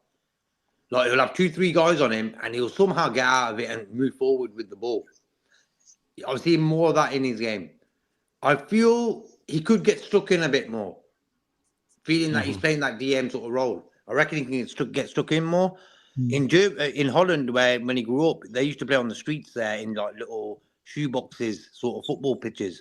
And it was really tight and that loads of kids playing there, So hence why when I see that, when he does that in the game, you could tell where he got it from his youth days and that. Bayern Munich, he was sort of wasted. Now he's at a big club. Last season got best midfielder in the Prem. Yep. So come on. From one season, we should sell him. Oh, he's wasting money. to the best player in the Prem, youth-wise. What a player, bro. Top player, but I reckon, as you showed his stats there, 4 goals, 2 assists, much better than last season. He didn't score last season. Not even one goal. There you go. So he has improved. You know, like. Yeah, but do you think quickly, because of that eagerness to get on the score sheet, to get involved in the attack side of the game, that hence why we conceded a lot of goals over the season, because he's not just sitting. You know what I mean? Yeah, it is because last season I think it was the second best, aren't we, in defense to Arsenal, right? Last season. So if you look at last season, what I liked about him and McAllister last season, they were interchanging. It was like if McAllister, if it depends on the game, innit, Jake and KJ. I was just about to say this. Like, genuinely, last season, when one did advance, there was one who was still there. Whereas this season, when one is advanced, the other one's looking at him like, "Nah, I'm pushing up I'm too." joining you, bro. Yeah. Like, I'm not the one being left to do the defensive work. But that. And in Gravenberch's aspect, I can understand. For him, it's been more instructed, whereas McAllister, that was kind of his role anyway. But he's got the game intelligence to understand, okay, then I understand that Grav's got a bit more license to go forward this season. So when he does, the way my legs are right now, I'm going to sit and just hold for him then. Because if I go, then I haven't got the legs to get back. Exactly, mate. That's true, you know. Yeah, he's not 100%. fast at all, McAllister. He's not a great runner. No, he never be. But yesterday, I felt he got stuck in with a few challenges where we needed the Argentinian craftiness on the pitch. Because when he's on it, he adds that element to our side that, like, don't mess with us sort of attitude. You know what I mean? Yeah. I agree. I think with them two complement each other, Liverpool's a better team. You know what I mean? And yesterday, from what I've seen of both of them, they actually stayed in their position. They didn't really stray anywhere, did they, really? McAllister was doing his passing. Gravenberch was doing his running. So two different... That's the thing. They literally just left Wirtz in the 10. This is what we've needed all season. But no, Slot wants to do so much total football that his actual 10 that he has, he wants all other players to utilize the spaces that Wirtz should be using. There you go. He wants Gakpo and Salah as our touchline wingers, but the minute they get the ball, he wants them to go into the half spaces, the left half space and the right half space, where Wirtz would drift wherever the ball, whatever side the ball went to. Whereas yesterday, like he just says, I didn't really see Grav or Mac drifting or invading Wirtz's space. The only person who did that was Gakpo. But in terms of the midfield, they actually left Wirtz to control the half spaces and that central area. And look what happens. Wirtz has such a good game that he didn't need GA even for rivals that watch the game. You don't hear them. I can't hear them. Nope. It's not even a 0-0 nothing anymore. Because the goalpost moved after he got his first GA. The goalpost moved and it was, he's only got this many goals. He's only got that many goals. But I can't even hear that anymore. Where are they? Where? You reckon because Szoboszlai never played? Yesterday he had that space. Because Szoboszlai gets about, doesn't he? Come on. It's been like this for a while. It's been like this for a while, though. Yeah. I feel like even with Szoboszlai, so to be honest, Szoboszlai has been intelligent enough to not invade Wirtz's space, in all honesty. He hasn't. I have to give him that. Like, he's not just been good all season. Like, his game intelligence has gone up a level as well, especially since Wirtz has come into the team. Szoboszlai understands, listen, Wirtz is the 10. Yeah, there'll be moments where I can run and drift into those half spaces and I'll get my opportunities. But if I've got the ball on a half turn now and I can see Wirtz is making a move towards that half space, why am I going to run into there? Yeah, same go. You know what, KJ? It's crazy. Like, when you talk about these players, when they were youth, Gravenberch, Szoboszlai, Wirtz, when they were in their youth, everybody used to talk about them. Everybody used to brag about them. These guys are going to be big players. And they're all at the same club. And we're not top of the league. That's weird. You know what I mean? If you talked about, these players years ago to what they are now, you expect them to be higher than what they are, man. In the league-wise. Because they're all technically some of the best I've seen, like, from youth to now. and you got them at one club, you should be doing better than what we're doing at the moment. But KJ, what I said about, I don't know if you heard me earlier. Sorry, Nalante and JK, because I haven't asked him that question. Do you think the system has changed from what these players are used to, bro? Because what I said, the reason these players are not performing to the levels that they used to in the past, they've fallen off, too quick, in my opinion, is because of the system that we have in place right now. Because how can you go from a team that controlled games, that run more, that did more, to a team that's just dropped off, dramatically? What do you think about that? Do you think the system changing has caused this on the players? No, definitely. Everybody's blaming this guy, that guy, this guy, that guy, but they don't look at it overall. KJ, if you look at, if, like I said earlier, if it's one or two players, you understand. But when it's the whole team, don't you think the system is a lot to be talked about? Yeah, I've said from, in all honesty, my narrative for pretty much this whole season hasn't been towards the players at all. In all honesty, obviously I've criticized them because it's not like they haven't played their part either. They have, but for the majority, I don't blame them. I actually blame the manager. I'm at a point now where I don't just blame the manager. I blame the manager, Edwards and Hughes. To be fair, like I said to you the other day on with Dean, I'm even looking at John Henry now, because how are you letting these guys just let this guy to continue the way we've been? The system for total football, we actually only have Jones, McAllister, Wirtz. Realistically, and Van Dijk. They're the only players that realistically suit total football, total control. Like, we still have a squad full of players that like to play high intensity football, like to press. You look early on in the first part of the season when we was playing the Champions League games, just before we got to Frankfurt. No, even Frankfurt, actually, we was playing a high press. I'm seeing the players pressing, but with smiles on their faces. I remember there was one replay where Jones did an insane press. I think he pressed the defender into his own box, and then he had to just hoof the ball along. He had the biggest smile on his face. He didn't win the ball. He didn't anything.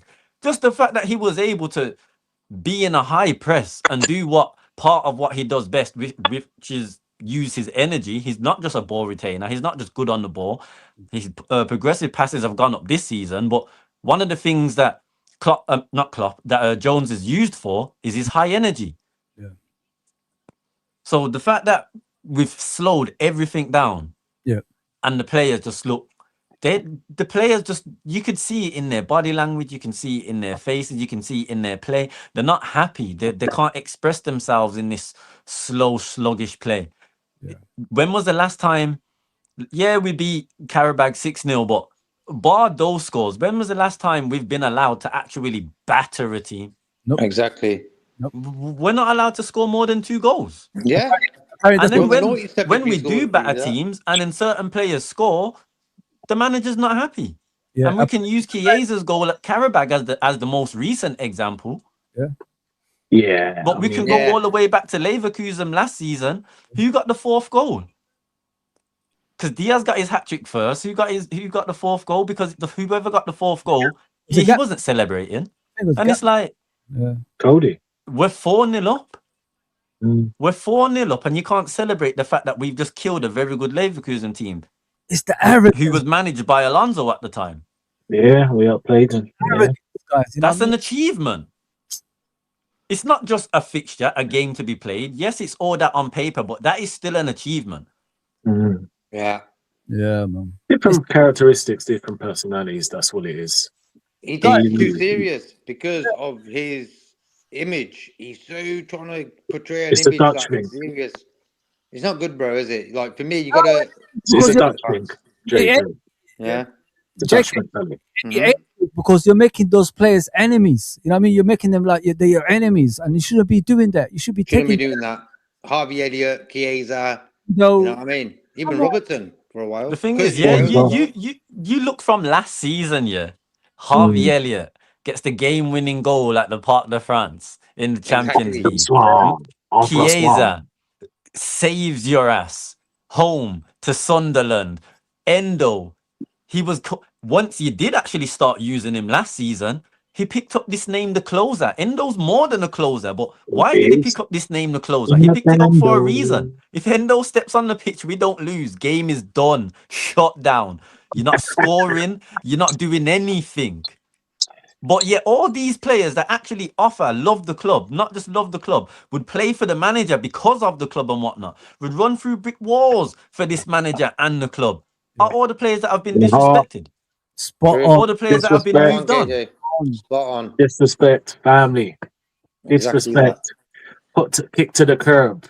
Yep. I I'll know use you. When you McAllister come as in an training, example. you're not there. From the start of the season, the first international break, he started coming out saying he misses all the South Americans. He misses Diaz, he misses Nunes, he misses Jota. Obviously, we all miss Jota, but he misses the South Americans that's left us. Yeah. Then, I think it was the second international break. He does another one, which pretty much is doubling down on what he said from the first one. Yeah. Like, and I'm not saying Maka don't love the club. Of course he does. But can we say he loves the club more than a Harvey, more than a Chiesa? Let's just use a Chiesa as an example. That way he's got no ties to the club. He's not a fan. So let's ignore Jones and Harvey. Is he a bigger fan than Endo? Is he a bigger fan than Chiesa? No, Chiesa Really? was hungry, man. He was gassed. He was excited coming to the club. The insult he's doing to Chiesa is freaking appalling, guys. That poor guy, man. But then Even Robertson. In 4 minutes every single time he comes on now. 4 fucking minutes. Bro, but then you hear he's not good enough. When he scored yesterday, Chiesa was looking at the TV screen just to make sure we scored. It was like, you know what I mean? He celebrates all the time when we score. Yeah. Chiesa's got every right to be fixed. He's got every right. Chiesa comes on the pitch. I could put a patty in the microwave, and by the time it's done, the game's done. Yeah. The disrespect is unreal. And the thing in the is, microwave. Hey, I tell you what, man, that patty was gonna be a warm up by the time you have that KJ. Little bit of sauce on that, you know what I mean? Yeah, no, you're right. Thinking, I've got a shower now. You know what I mean? He's like, I've got a shower now. By the time you come out, exactly.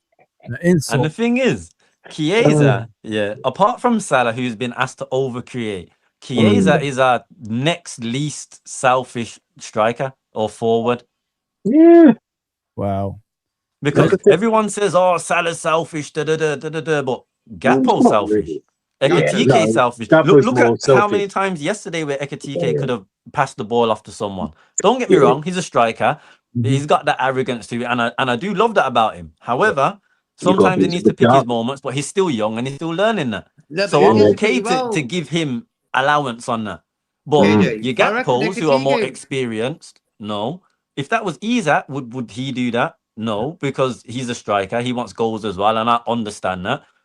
So who else is going to be your next forward in line who's actually going to try and play, try and create? If there's an opportunity, but there's a clear opportunity to square the ball, which is a better opportunity for someone to score, Chiesa is not going to try and score from a tight angle. He's going to square that. Exactly, mate. Yeah, but he can turn selfish. You know what? He's thinking, I'm not getting any chances there. I've got to make an impression. I'm going to shoot. JK. You know what I mean? I understand that because Salah, Gakpo, Ekitike, they've all done that this season because of it. Yeah, 100%. Yeah, let me just get to the chat, guys. Sorry about that. Yeah, I like the convo, innit? So it's very good, man. Big up, Clive. What are you saying, my brother? We need a new left winger, maybe two. I think you could have 1 in 2, which is Semenyo. You chose not to get him. There you go. It's just silly. It's really, really silly. My Ghanaian brother being bits. Anyway, I don't think Semenyo would have done anything for us on the slot, though. You know, I don't think like a pace and power winger or a pacey, not necessarily a pacey winger, but someone who will just stretch the play, running behind. I don't think Slot wants that type of winger. I think he wants someone who's good in tight areas, good in 1v1s, and someone who is not just selfish, basically. And that's why I feel like I'll say the name Rodrigo, but I mean the profile of player is. I feel like that's the type of profile of player he wants, and Rodrigo is not a right winger, by the way. Madrid have played him there, but he's not a right winger. He's a left winger. Left winger. So, and anytime he's played left wing, you check the stats. He's a 1-in-1 forward. Anytime he plays left wing for Real Madrid, anytime he plays there, he scores. Yeah, it's brilliant. It's not just a coincidence. So, anyway, like I said, the type of profile of winger, I feel like that's who Slot wants. I feel like we need pace, just like the rest of years do. We definitely need pace. We need someone who's going to stretch the play. Yeah. So where we go from there, the type of winger we target. Honestly, I ain't even got no trust in all the trust that Edwards has built up. This season is like he wants to throw it out the window. And in my opinion, we had a good summer in terms of the transfers we bought. I don't feel like, apart from missing out on a centre back, that was essential. But everyone else, the profiles, we needed them. In all honesty, I felt like we missed out on a left winger. However, that wouldn't have been so bad if we had just let them take Gakpo instead of Diaz, and Bayern wanted both of them. I understand why we kept Gakpo, but I agree with you. I agree with you, obviously, with the like, squad. I understand why we kept Gakpo, but let's be honest. Is Bayern want to come back in the window in the summer? They've already said he's their number one target for the summer. Are they gonna actually slap down more money than they paid for Diaz for Gakpo? Exactly. Does anybody believe that? Because I don't. Do I feel like they'll pay similar? Yeah, but I don't feel like, let's just say, for example, we ask for 80 mil. Bayern are not giving us 80 mil for Gakpo. No chance, no way. That's not happening. Yeah, I think with Gakpo, like he dropped off because of the lack of competition for places as well. Like in the left wing, he doesn't do what he normally does. You know what I mean? He does too much of the same. You know what I mean? When you become too predictable, it's easy for opponents to read your game, and that's what's. But as I said, it's a lot to do with the tactics that we played this season. Man. We've run away from the tactics that we used to. The players are used to. We're trying to do a different thing. I've even thought of like they're willing to make this season a write-off as well. I honestly think that the way we've been acting, the way we've been not signing players in January, we needed players as well. It looks like they're writing off the season. You know what I mean? So if we get more, it's like by luck. It's not by wanting it more. It's by luck, because if you want the top four, you sign the players that you need to get you to the top four. You know what I mean, guys? And we didn't do that this season. But yeah, with Robbo, guys, I want to move on to Robbo. What do you think of his performance yesterday? I thought he was immense. I thought, like, to me, when I see Robbo at the back, don't get me wrong, Kirkes has been phenomenal. But when I see Robertson with the back line, they're more comfortable. There's less gaps, if you know what I mean, guys. Mm-hmm. What do you think about JK, about that? If JK is there? If not, Nolante? JK, are you reaching? Yes, JK. Go on, Nolante, man. He's not there. Yeah, JK's obviously thinking about his answer. Look, Robbo. Look, Robbo. If I was the board manager of FSG, I'll sign Robbo to spend the rest of his career, finish his career at Liverpool. Honestly, 100%. Yeah, I love the guy. I think he can still do a job to the end. Yeah, just let him and Kirkes, just let them rotate until we finish his career at Liverpool. That's what they should do, but they're not going to do that. To be honest, Robbo wants to stay. He's happy to stay. I know he wants first team, but obviously he sort of likes him. He's the one guy that he actually does rotate, funny enough. I mean, very hard. He's the one guy actually rotate. Listen, Robbo is solid. He's a quality. I wanted to stay the rest of the year. Solid game. He linked up well with Cody down the left. He was doing Robbo stuff. I mean, yeah, maybe his legs have gone, but it was a throwback performance, in my opinion. Yeah, KJ, he can throw up the thing. But one thing I did not like, and again, the commentary was horrible. Darren Fletcher. I mean, who told him he can do football commentary without Ali McCoist? Oh, Ali. I mean, he was. Yeah, I love Ali McCoist, man. I love when he comments on that. He does, but there was too much kissing of Robbo's ass. And what I mean is no disrespect, but these men are forgetting, oh, he should play. Don't understand it. Like, these men are forgetting that Kirkes has been informed. So before, like, I didn't like that, and I like Robbo, but it's too much ass kissing. Like, they haven't done the research. Like, Kirkes has been bad. Kirkes was informed. Kirkes was our best defender against Man City. He was our best defender against Man City. So I didn't like the bias, like the Robbo kissing ass. When these men or football men, they need to do the research properly. But back to Robbo. Look, he had a solid game. He was good. Listen, Slot. If you listen to this, Arnie, which you're not because you're too shook. You're shook youth. And actually I should be saying that when he's older. But anyway, look, just get Robbo to sign the team. Just say, look, Robbo, I want you to stay. Listen, you're my vice captain. I get it. Kirkes is the future. Listen, we want you to spend the rest of your life at Liverpool and you get enough game time. Done. That's what they need to do. Happy days. Robbo will sign it. We move. That's it. Thing is, he's actually accepted the bench role now. Like, and out of the senior players, he's the first one to actually lead the way in terms of that. So let's be honest. Has Robbo declined? Yes, and we can all accept that. Yeah. But he's not a So- diabolical defender where we need to get him out. Like, No. Robbo can still start at how many teams as left back in the Premier League Yeah. and be a starter. Like, he's not dead yet. He's not dead yet. So in regards to Robbo, like, I agree, Nilante. I agree. Like, we should keep him.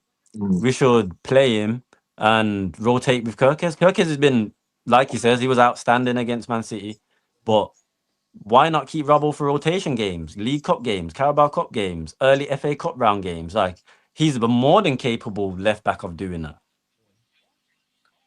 I agree with you guys about Robbo. 100. What worried me about Robbo in the beginning is, like, does he accept being second choice to Kirkes? You know what I mean? And the way he's behaved all season, guys, that's a proper vice captain. That's a proper leader of the team, and that's what we don't want to miss out on. If you know what I mean, with Robbo.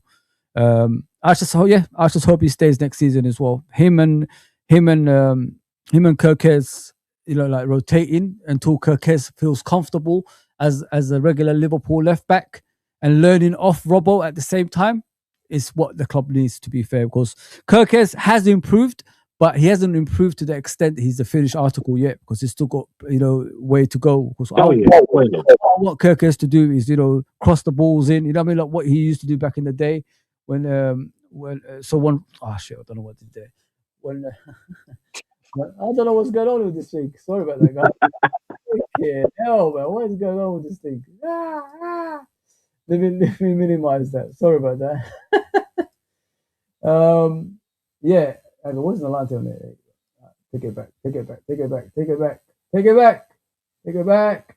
Yeah, sorry, Nolanda. Sorry, bro. I appreciate you there. But yeah, as I was saying, guys, like, as long as, like, Robbo accepts what he is, and which is, you know, second fiddle to Kirkes, I'm fine with it, man. I'm fine with it. Because at the beginning, I wanted him gone in it, and because I didn't think, like, sorry, mate, I don't know what's going on. Apologies to everybody. I don't know what happened there. Everybody disappeared. Hang on. Alonso, why are you still on the damn screen, man? I can't get rid of you. The star of the show, innit? Exactly. You want to put me on? Listen, man. Listen to take off on. Let's go with it. Yeah. Fozi, get to the back. Right. Get to the back. Right. Let's go. Right. We'll talk about today's show. Oh my God, I can't get rid of him. Oh, sorry about that, guy. Me there, not him. Freaking hell. We should be all right now. Wow. We should be all right. Yeah, so. There you go. There you go. Yeah, so as Everyone keeps going mute when you do that, Fozi. I tried to get the thing, but it's not working. But as I said, like, I'm fine with him as long as he accepts, you know, where he is at Liverpool. You know what I mean? What worried me in the beginning of the season is him saying he wants to be, you know, regular in the first team. He can't accept being second best to Kirkes and all that stuff. But listen, he was quiet. He plays as a leader, and I like what I see of Robbo. Hopefully, he signs a new contract. What about you, JK, bro? What do you think, my guy, about Robbo? If he's there, I think he had a top game yesterday. He played really well, actually. He was going forward with the ball, getting crosses in. A top display by Robbo. So I think the opposition, if they were better, would he have played the same sort of game? I'm not sure. But all in all, I think yesterday's display, that's what you want from your experienced players, you know? Because it could have got messy yesterday. We don't know. I just feel Sunderland weren't great. So we looked a bit more comfortable than we should have, actually. But all in all, Robertson, there was a move like he might go Tottenham and stuff. And I was like, what's that all about? yeah, It weren't right, you know what I mean? And he looks like he's going to stay until the end of the season at least. yeah, 100%, man. Got yeah. Guys, it cost £5 from the pub. Two guys chatting away. I got a player play Sunday League, Andy Robertson, £5, bro. And look how great he's been. That's, for me, in the history of football, probably one of the best signings ever. Yeah. Has to be. Yeah, facts. 8 million from Hull. Hull. Yeah. From Hull City, yeah. Yeah. All right, we're gonna go Unbelievable. with the samurai, guys. We're gonna go with the Japanese samurai. We're gonna end it. Ooh-ha. I don't want to talk about Van Dijk and Konate and Allison. I think they're their own, aren't they? They're so good. Forget about them. But this guy, guys, yesterday, I couldn't believe what I saw, man.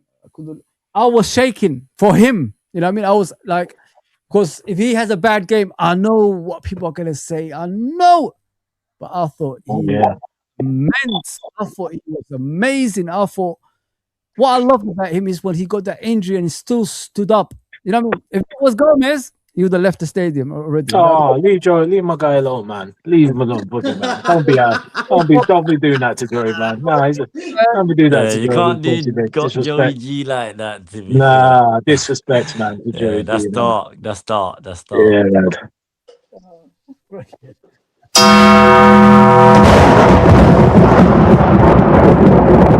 That's killed me now. You know what I mean? The other thing. Okay, Jay, let's go, man. Disrespect. What do you? I'll start with you, JK. What do you think of him, man? The way he performed yesterday, I thought it was amazing. Endo, for me. Oh, I thought you said Hendo. And Endo, you shouting at someone. Hendo. Yeah. Endo just does the basics well. His passing is good. He was getting stuck in yesterday. He was trying to get involved in attacks as well. Did you remember that little header he did to Salah in the box? Yeah. Things like that, bro. So I don't like players overhyping a player, but I don't like them undervaluing them as well. So one thing you're going to get about Endo is 100%. My guy at Stuttgart told me about Endo. He says, bro, you're going to get a warrior there. He gets stuck in and he gives 100%. You said it. Been, you know? Yeah. You called it, JK. Yeah, I read all the comments and things like that about Endo when we was linked, and especially what the Stuttgart fans were saying as well. And from there, I just had faith because even at that point, Edwards has proved himself. Well, that weren't at Edwards signing, in all honesty, but we've had such a good track record, and that window of replacing midfielders, like the whole midfield, we got Sabazlai. I was all right with that. I was cool with that. We got McAllister, 35 mil as well. I was buzzing with that. Yeah. Great signing. Great piece of business. Endo. Yeah, we probably didn't get the 6 we wanted, but I'm happy to trust the fact that, listen, for a start, show me a bad Japanese player. Yeah. Show me a bad Japanese player that's came to the Prem for a decent for a big team and whatnot and performed poor. Like, I just trust them in general anyway. I look at that Japanese international team over the years, and even now when we talk about scouting networks and whatnot, why don't we look there? Yeah, I don't know, especially for a winger. We want a winger right now. Why not? Why don't we look there? We've saw how Mitoma's done now throughout the Premier League. True. But in terms of Endo, I'm buzzing, man. I'm buzzing. I love the guy. Like, from minute one till now, this guy hasn't let me down at all. Like, I have so much faith in this guy, whether it's right back, whether it's centre back. Obviously, I would prefer him to play the 6. I'd rather him be the DM. Just let him clean house, destroy things in there, get the ball, move it on, because he is good at that. He's not poor at that. Like he says, he's not your Whartons who can play line breaking passes from deep and that. He's not that. However, he ain't going to let no 6'6" animal who's charging through just be like, there you go. He's not gonna do that. Endo's gonna put his foot in there and he's gonna Jack and the Giants, in it. Jack and the Beanstalk. He's gonna take down the giant. That's what he's going to do. He's going to put his heart on the sleeve and he's going into that tackle and he's going to leave everything on the line. Love that. And on top of that, he's just a great player and a great human anyway. Yeah, I agree with you, bro. I think people, I don't think it's the Liverpool fans is the issue. I think it's the guy in charge is the issue. If you know what I mean, guys. That's the biggest issue. You can't really blame, you can't say the fans don't want Endo to play. If you want solidity in that midfield, play Endo. You know what I mean? If you want someone that's gonna like do scare opponents with these tackles and give it your all in the team, and play Endo. That's what you have to do. But this guy, he made so much, out of play. He made, sorry, like when I look at Endo, Chiesa, all that stuff, it really really hurts me when I watch them. Like, it's sad to see players like that will give you 100% on the pitch never get the opportunity. It really irritates me. And the more Arne Slot is gonna be here, the more we're gonna see attitudes like that from him, and that's what I don't want at my football club, in my opinion. Everybody, if you agree. If you disagree. Say whatever you want about that, because that's what I'm upset about. Because Liverpool is an emotional club. We love our players. If they give us 100%, them no matter what.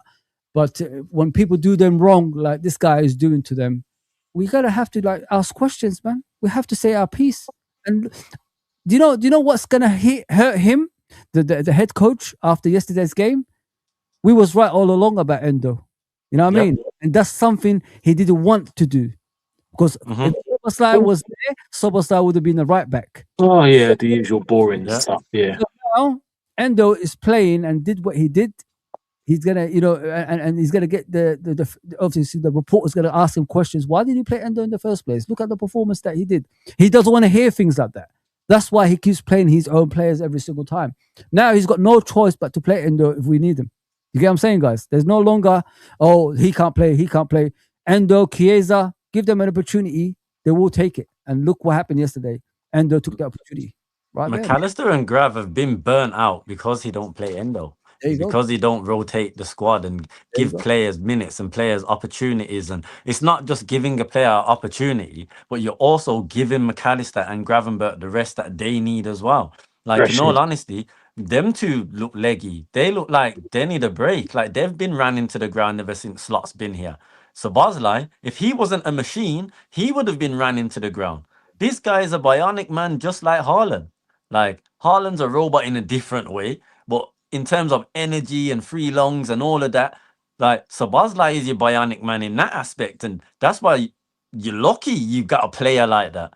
Like, from the fact that you do have a player like that, that's all the more reason why you can afford to actually give Grav a rest, give McAllister a rest, put Endo in to at least give Szoboszlai now that license to utilize his energy going forwards more and being able to contribute to the attack and connect the midfield, or if he has to cover for Salah, or if he has to cover for Frimpong, if Frimpong's gone forward, then he's got the energy to do so. Because guess what? He don't have to worry about the middle of the park. Because guess what? Endo's there and he ain't letting nobody pass that. Yeah. But no, these players don't get opportunities to play, don't get opportunities to even give the starters a rest. And because of that, that's why the whole team, well, not the whole team, but in terms of the midfield department, that's why our midfield department's breaking down. Yeah. 100%. Facts. Yeah, guys, I got to end the show because we need to watch a game. You know what I mean? That's starting very, very soon. Who you got, KJ? Who do you want to win this game? Brentford or Arsenal? Brentford, of course. The bees. The bees. I want them to get stung by the bees. What about you, Nalante? Yeah, same as KJ. Yeah, B to do the thing. You guys want City to win the league, right? Yeah, I'm cool with that. Yeah, I'm cool with that. Of course. Yeah. I'm Arsenal. Let me ask you a question. Yeah. There's a lot of people that want Arsenal to win. Who's wants Arsenal to win the league? And I want City to win. I'll give you my reasons why I want City to win the league. Arsenal, their fan base is pissing me off. You know what I mean? For a while. In our songs, they're acting like they're a big club and all that. Big, but not in the European terms. You know what I mean? Because they haven't got European cups. So this is what I get pissed off. And I'm living around Arsenal. I'm from East London. You guys know Arsenal's everywhere around there. So I don't want to walk around the street hearing Arsenal fans. You know what I'm saying? The reason I want Man City to win is because it's not real at Man City. They buy league titles. You know what I mean? It's not genuine. It's not like us what we do. That's why I could be comfortable with Man City winning the league. But what do you think, JK? Am I wrong about that? For me, exactly for that reason, I cannot understand the mentality of these guys, because where is the class about them? There's no class. You are only big with what you've won. You can't be big because you bought £500 million player. PSG, for me, were never a big club until maybe they won the Champions League a year or so ago. So you got to win. And Arsenal don't win. They've not won from this moment now. They have not won nothing. Nada. And they're FA celebrating. They've Cup. been celebrating since fucking You, 4 months you ago, gotta give bro. them that FA Cup because they ain't gonna shut up about that. FA Cup, bro. What is an FA Cup really when you I look know, at it? I It's a know. joke. I agree with you, JK. I agree with you. So I'm not even trying to act like I Yeah. don't agree with you. I agree with you. They spent $1 billion as well. No one really mentions that, but $1 billion's a lot of money. And to maybe win a Premier League title after all that, if City come back and do it, and they beat us twice because of that, so be it. But bless up Gene in the chat and 12th man as well. Hope you're cool, guys. Oh, big up 12. Big up Gene. Always. Bro, what about you, Nalante? Oh, yeah, it's good. Just got to be Cities, eh? Not much to say, man. Let them have a win. Let them have their 100 fans celebrate it, and no one will care.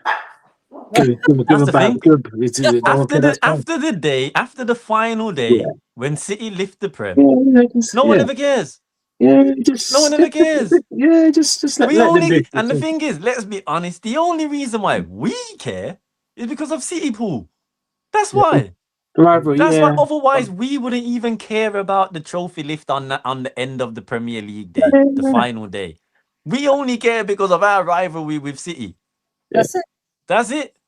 The next day after that, next season, we're back into next season.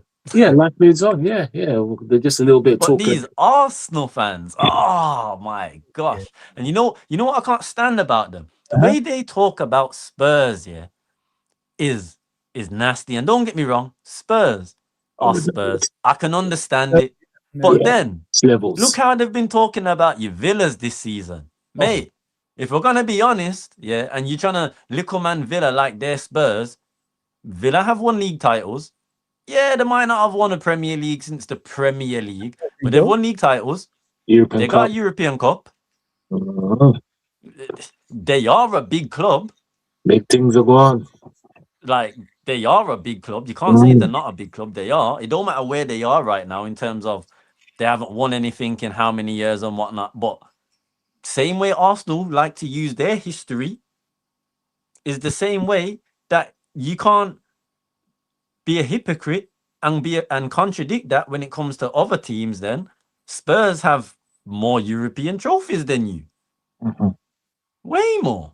Like you don't have a Europa. You don't have a friggin' Champions League. Spurs at least got 4 Europas. They may not have had big years, but they got 4 Europas over you. They have. Villa got a UCL. Yeah, they might not have Premier Leagues, but what's the one trophy you haven't won? They have that. They've got one, but it disappeared. It's a Cup Winners' Cup. Yeah, but no one even classes. People say the cup winners, apart from old heads, like I'd say the generation below the older heads, they like to say that the Cup Winners' Cup now would be an equivalent to the Conference. So if you criticize Chelsea as an Arsenal fan about the Conference League, then I don't want to hear nada about the Cup Winners' Cup and how you have a European trophy. It don't count then. Yeah. Just allow Coleman winning the league. That's what I'm saying, man. We can't have Coleman winning this league. I just want to see more AFTV breakdowns, meltdowns, and get the popcorn, man. Can't have that Coleman. That man was Pep's sidekick, man. He ain't a great manager. He's had the squad. That Coleman come up and take. He can't be lifting the Premier League. He can't be on the same numbers. Nah, we can't be having this. No. And the thing is, if there was to win it, they're not even gonna compare him with Slot, you know. They're gonna compare him with Klopp.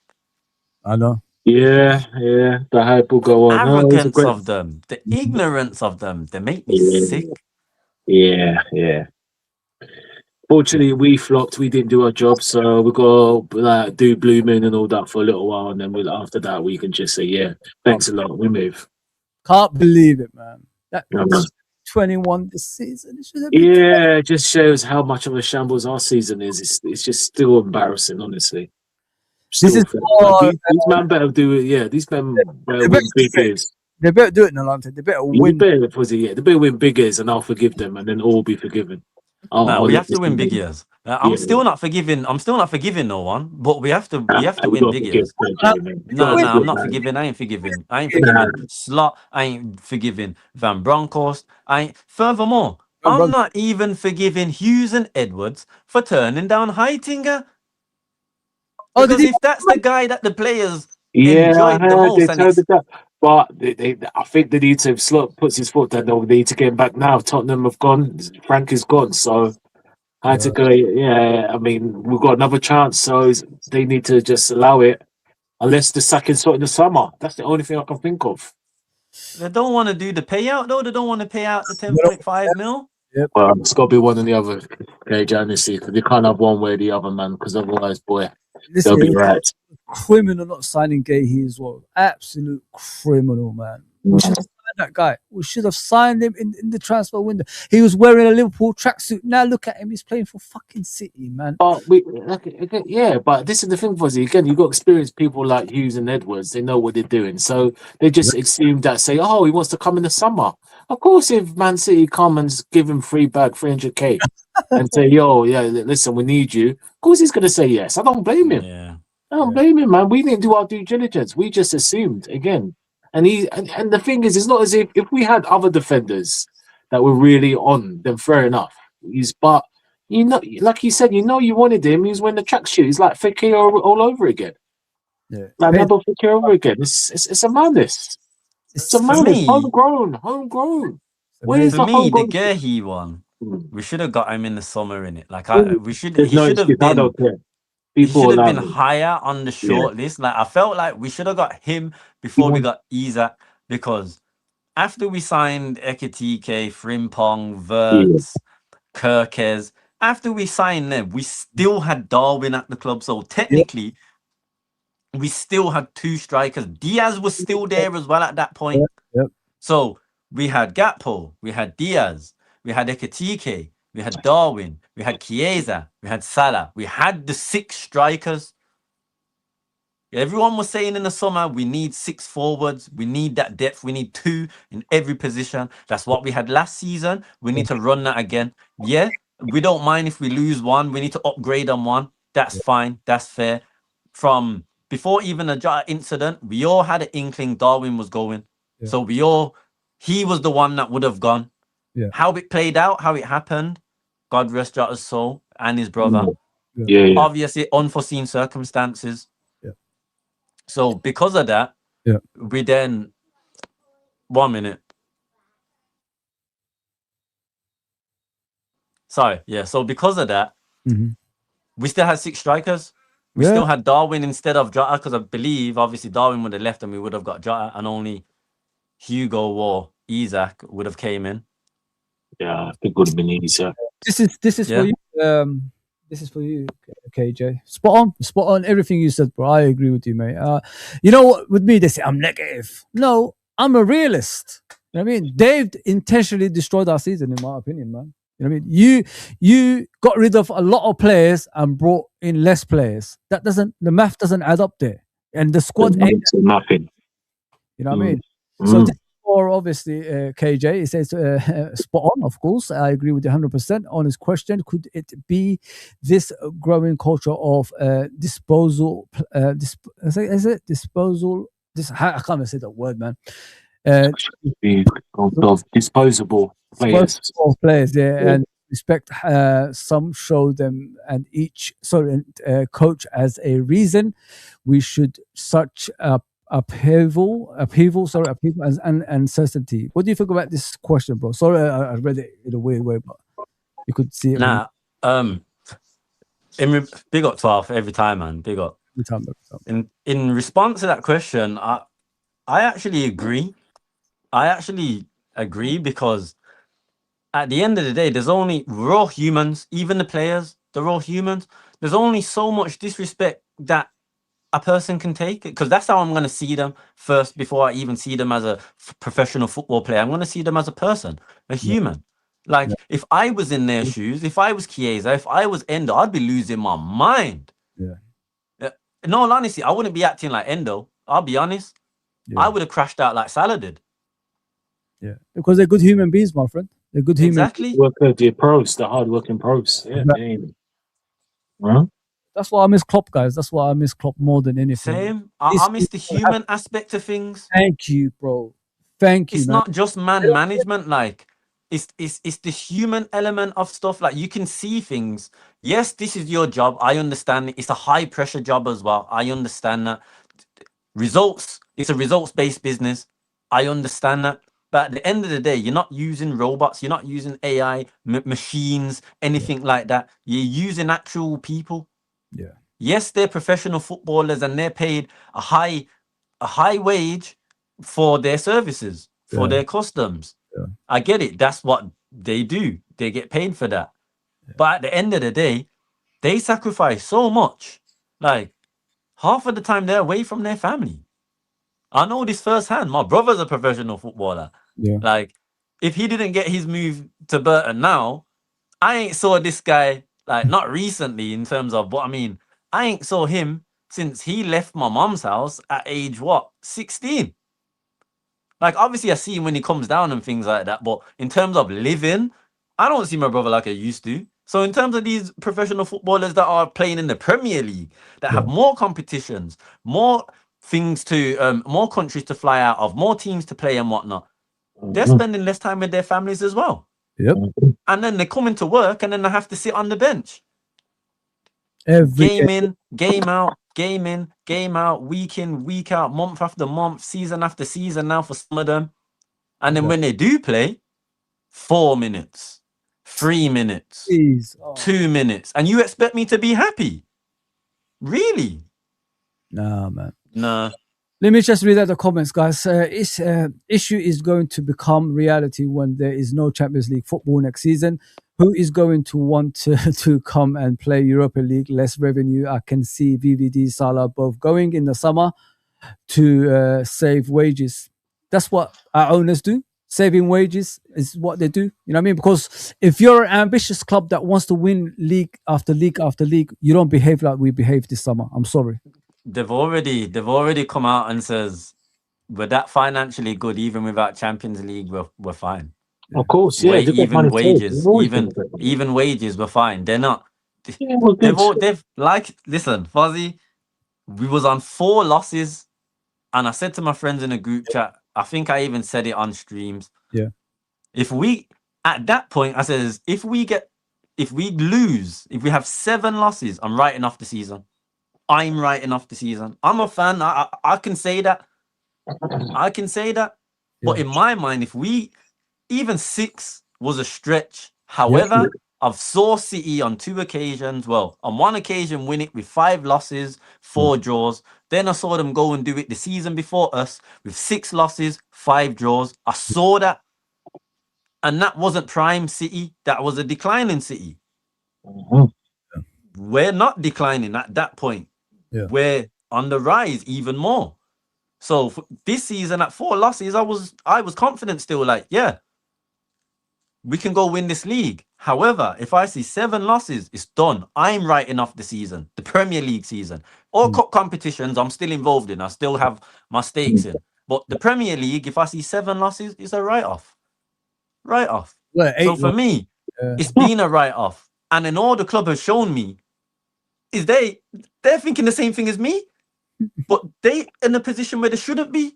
All they're showing me is, yeah, they've accepted that this season's a write-off in terms of the Premier League. Exactly what I said.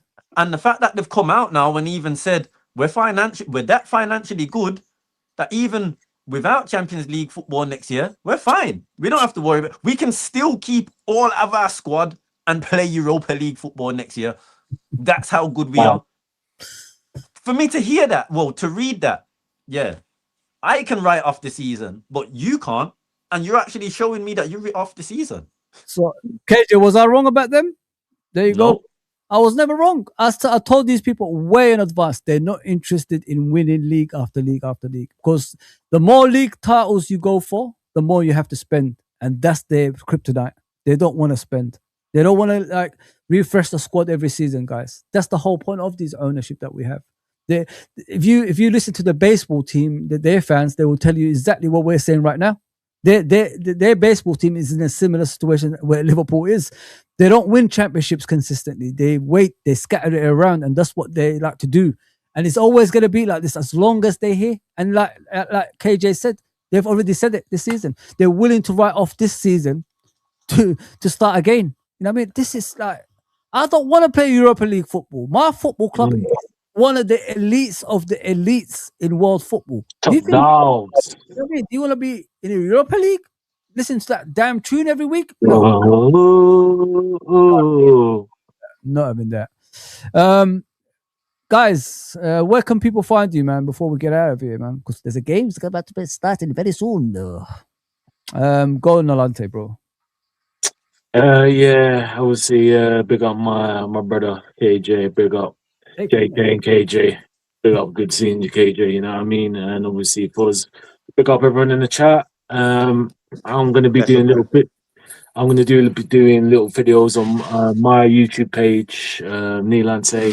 Just gonna do it once in a while, just my whole thing about who's that? games and even more stuff. I'm gonna do some boxing, maybe boxing content and about life itself. So I'm gonna mix everything up. So a bit of Liverpool, a bit of boxing. I like my boxing. I'm a boxing guy as well, and just about life.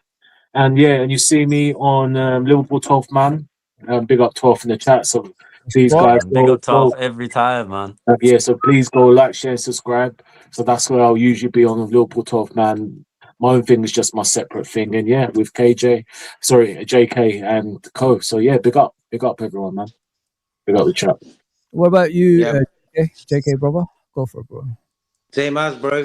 Bless up the panel. Top lads. Proper Liverpool fans who don't go over the top, you know what I mean? And also the chat as well. Always everyone who's in there giving us their comments. Thank you, man. Winning is important, bro. I always say getting second ain't great, but winning is important, man. Winning breeds winning. What about That's KJ? it. KJ, what about you, brother? KJSJ7, that's where you can find me. I mean, you can see me on the catch up on like a Monday or a Friday, and I'm starting to try and be a bit more consistent. Obviously, juggling around work hours and whatnot. I'd like to be able to come back on 12th show a lot more as well. So, going into this month and things like that, I'm hoping I can do that more. I've got a bit more time now in the evenings, so should be free a bit more in the evenings now. And yeah. I'm just happy to be around the guys again. I wouldn't be here if it wasn't for JK, if it wasn't for Nilante, if it wasn't for 12. Like, I wouldn't. So Yeah. big up the guys, man. Big up you as well, Fozi. Big up the chat as always. Bro. Big up, man. Now, listen, you got to shout people out, my friend, because, you know, majority of us ain't on YouTube without help from these guys as well, you know what I mean? And not only that, is the contribution they put, they bring onto other people's channels, in it, not their own, that counts for us as well. And I appreciate all of you guys, you know what I mean? I'm glad I got to know you guys. And, you know, I'm not always going to say to you, Nolante, yeah, tomorrow I'm going to do a show, then I don't turn up. So going forward, I will turn up. And I apologize for that in every way. But Good. KJ, mate, great to meet you, bro. Like, you know, finally you're coming on streams, and listen, your opinion is brilliant, man. I like what I hear when you talk as well. So keep up. 100%. And you know, like I said to you the other day, if you need my help, I'm here, man. If you know that things we'll talk about off screen and all that stuff. I need that. If you want me to do that thing for you, we'll speak off after the show, innit? And yeah, we'll speak after the show then. Yeah, JK, always pleasure, bro. Always a pleasure. Always a pleasure, JK, as always, man. Thank you very much, man. Yeah, you're right, Gene. 100% right what you said there. 100%.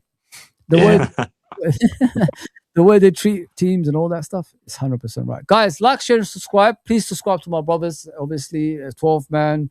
Obviously, KJ, Nalante, they've got their own channel, and JK's got his own channel as well. So please go and subscribe to them. And I'll see you probably tomorrow. Take care, everybody.